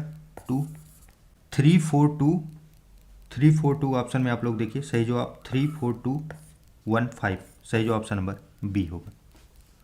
चलिए नेक्स्ट, दक्कन एवं गुजरात में पड़ने वाले भीषण अकाल का आंखों देखा विवरण निम्नलिखित में से किस विदेशी यात्री ने दिया है? तो बताइए यह किसके द्वारा दिया गया? देखिए वो थे पीटर मुंडी। कौन? पीटर मुंडी, जो कहाँ के थे? इटली के ये यात्री थे, इनके द्वारा जो है पूरा किया गया। अच्छा ये हुआ कब था? तो शाहजहाँ के शासनकाल में, शाहजहाँ के शासनकाल में हुआ था। आपको बता दें 1630 से लेके 32 तक जो है भीषण अकाल पड़ा था। चलिए नेक्स्ट है, निम्नलिखित में से किस विदेशी यात्री ने गोवा में पुर्तगालियों के दूत के रूप में कार्य किया? तो बताइए किसके द्वारा किया गया था? यह निकोलाओ मनुची के द्वारा। सही जवाब क्या होगा? Option number A. चलिए नेक्स्ट है, अलाउद्दीन खिलजी ने किस राज्य के शासन को नीचा दिखाने के लिए अपनी नौकरानी के नेतृत्व में सेना भेजा था? देखिए क्या होगा सही जवाब? जालौर। जालौर के जो शासक थे कौन थे? कान्हड़ देव। कौन थे? कान्हड़ देव। इनको नीचा दिखाने के लिए अलाउद्दीन खिलजी ने अपनी एक नौकरानी के नेतृत्व में सेना भेज दिया था। चलिए किस राज्य विजय के पश्चात अलाउद्दीन खिलजी ने बाजार व्यवस्था लागू किया? बताइए। चित्तौड़ विजय के बाद। यह कब हुआ था? 1303 ईस्वी में। चलिए नेक्स्ट है, निम्नलिखित कथनों पर विचार कीजिए। हाजी मौला का विद्रोह जलालुद्दीन के समय हुआ था। बताइए क्या ये कथन सही है? जी नहीं, ये गलत है। हाजी न होकर कौन होगा? सादी होगा। सादी। दोनों स्टेटमेंट जो है अदले बदले हैं, दोनों गलत हैं। यहाँ पे होगा, देखिए ऊपर वाले में होगा सादी मौला का विद्रोह जलालुद्दीन के समय में हुआ था, जबकि हाजी मौला का विद्रोह अलाउद्दीन खिलजी के समय में हुआ था। तो सत्य कथन पूछा जा रहा है, दो के दोनों गलत हैं। सही जवाब ऑप्शन नंबर डी होगा। चलिए नेक्स्ट है, मंगोल आक्रमणकारियों में सर्वप्रथम किसने जो है दिल्ली विजय की नीति अपनाई? तो बताइए कौन था वो दवा खां था। कौन? दवा खां। देखिए अलाउद्दीन खिलजी के समय जो है ना, मंगोल शासक दवा खां ने अफगानिस्तान को रौंदने के लिए रावी नदी तक अपने शासन का जो है विस्तार किया, और सर्वप्रथम दवा खां ही था जिसने दिल्ली विजय की नीति अपनाई और अपने पुत्रों को भारत पर आक्रमण करने के लिए भेजा था। चलिए नेक्स्ट है, हाजी मौला का विद्रोह अलाउद्दीन खिलजी के खिलाफ निम्नलिखित में से किस स्थान पर हुआ था? तो बताइए कहाँ हुआ था? ये दिल्ली में हुआ था। कहाँ हुआ था? दिल्ली में। देखिए हाजी मौला जो थे ना, वो इल्तुतमिश के एक वंशज अलवी शाहजहां को सुल्तान बनवाना चाहते थे, इसीलिए जो वो विद्रोह करते थे। बाद में इनको जो है अलाउद्दीन खिलजी ने मरवा भी दिया था। चलिए नेक्स्ट है, निम्नलिखित कथनों पर विचार कीजिए। दिल्ली सल्तनत में डाक व्यवस्था को पूर्ण रूप से संचालित करने का श्रेय अलाउद्दीन खिलजी को ही जाता है। बताइए क्या ये कथन सही है? जी नहीं, ये गलत है। अलाउद्दीन खिलजी के द्वारा न किया गया था, बल्कि किसके द्वारा किया गया था? यह कार्य गियासुद्दीन तुगलक के द्वारा किया गया था। गियासुद्दीन तुगलक। नेक्स्ट है, भारत में डाक व्यवस्था का विस्तृत उल्लेख जो है करने वाले इतिहासकार जियाउद्दीन बरनी थे। डाक व्यवस्था के बारे में इनके लेखों से मिलता है, तो जी नहीं, ये भी गलत है। बल्कि इनके लेखों से न मिलकर किसके? इब्न बतूता के लेखों से प्राप्त होता है। तो दो के दोनों कथन जो है गलत मिले हम लोगों को, सत्य पूछा गया है, ऑप्शन डी होगा। आज बहुत सारे जो है स्टेटमेंट गलत मिले हैं। अलाउद्दीन खिलजी के संदर्भ में निम्नलिखित कथनों पर विचार कीजिए। चलिए पहला कथन है, इसने खलीफा की सत्ता को ठुकराकर प्रशासन में उनके हस्तक्षेप को स्वीकार किया। तो बताइए अलाउद्दीन खिलजी ऐसा किया था? देखिए खलीफा की सत्ता को उसने ठुकराया नहीं था, बल्कि क्या किया था? मान्यता दिए था। मान्यता।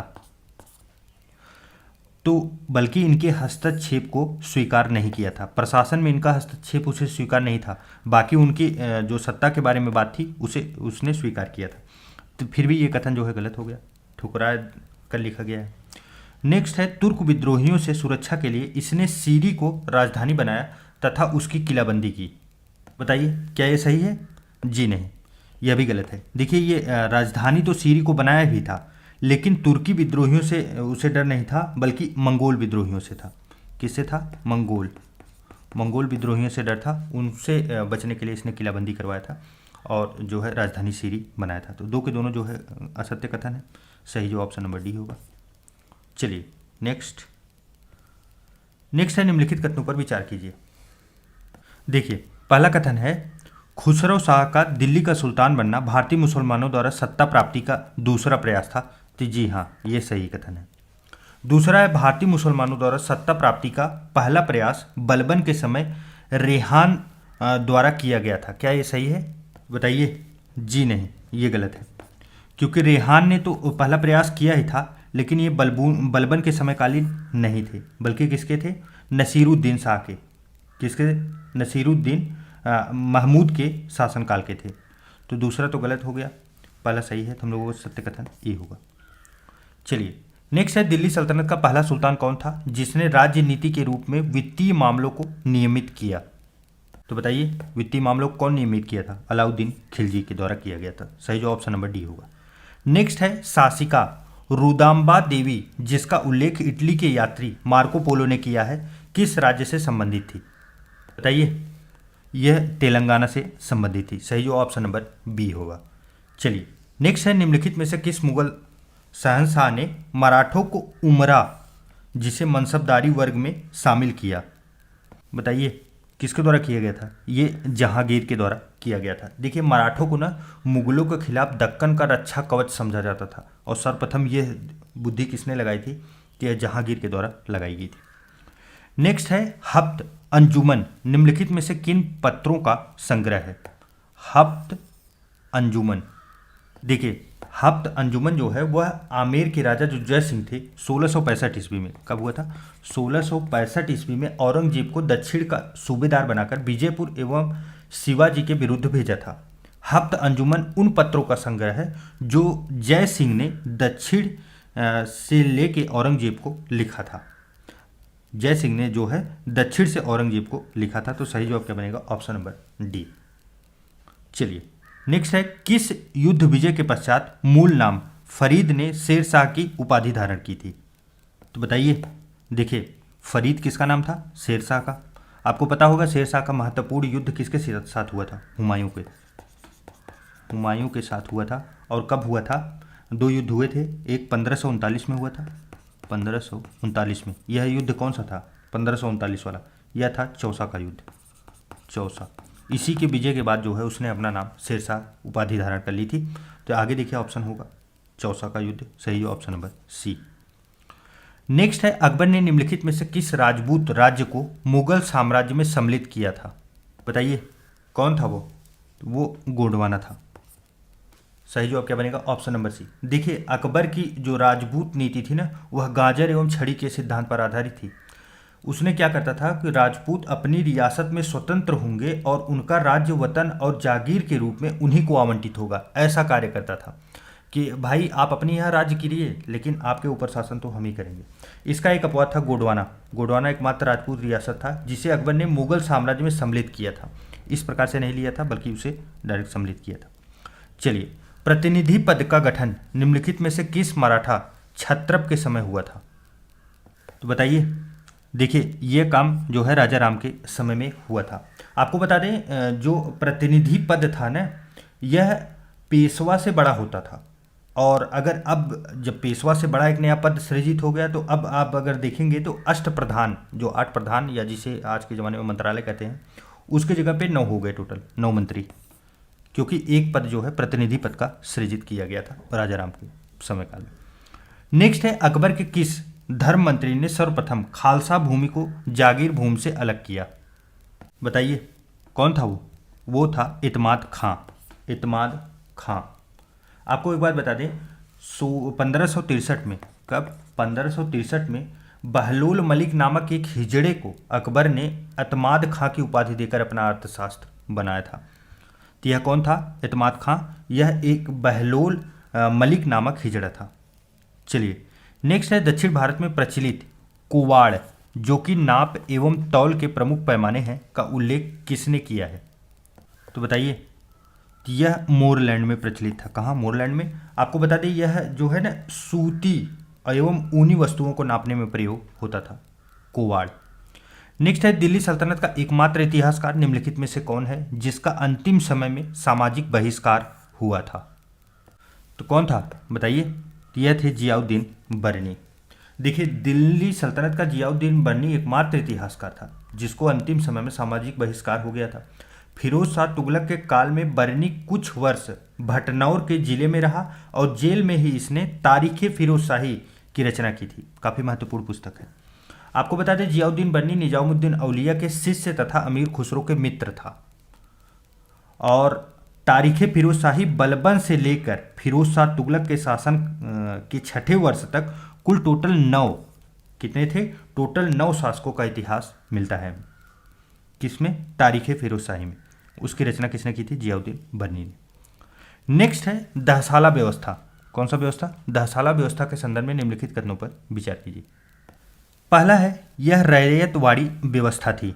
क्या ये सही है? हाँ, सही है। इसमें किसानों को भूमि का स्वामी स्वीकार किया जाता था। सही कथन है। दूसरा, इस व्यवस्था में कर केवल जो है नकद अर्थात मुद्रा के रूप में देय होता था। यह भी सही है। तीसरा है, यह कोई अस्थायी बंदोबस्त नहीं थी क्योंकि राज्य अपनी मांग में वृद्धि कर सकता था। यह कथन भी जो है पूरी तरीके से सही है। तो इसमें सत्य कथन पूछा भी जा रहा है तो क्या होगा? उपरोक्त तो सभी 1 2 3 तीनों ही सही है। चलिए साथियों, इस प्रकार दूसरा टेस्ट पेपर जो है काफ़ी कठिन टेस्ट पेपर था। ये मध्यकालीन इतिहास का काफ़ी डीप में जाके प्रश्न पूछा गया था। इसे हम लोगों ने समाप्त कर लिया। इसका PDF आपको जल्द ही टेलीग्राम पे मिल जाएगा। आप लोग एक बार फिर से अटेम्प्ट कर लीजिएगा प्रश्न ताकि याद रहे आपको। और उसके बाद मिलते हैं अगले कड़ी में। तब तक एक नए टेस्ट पेपर के साथ। तब तक के लिए ढेर सारा प्यार। नमस्कार।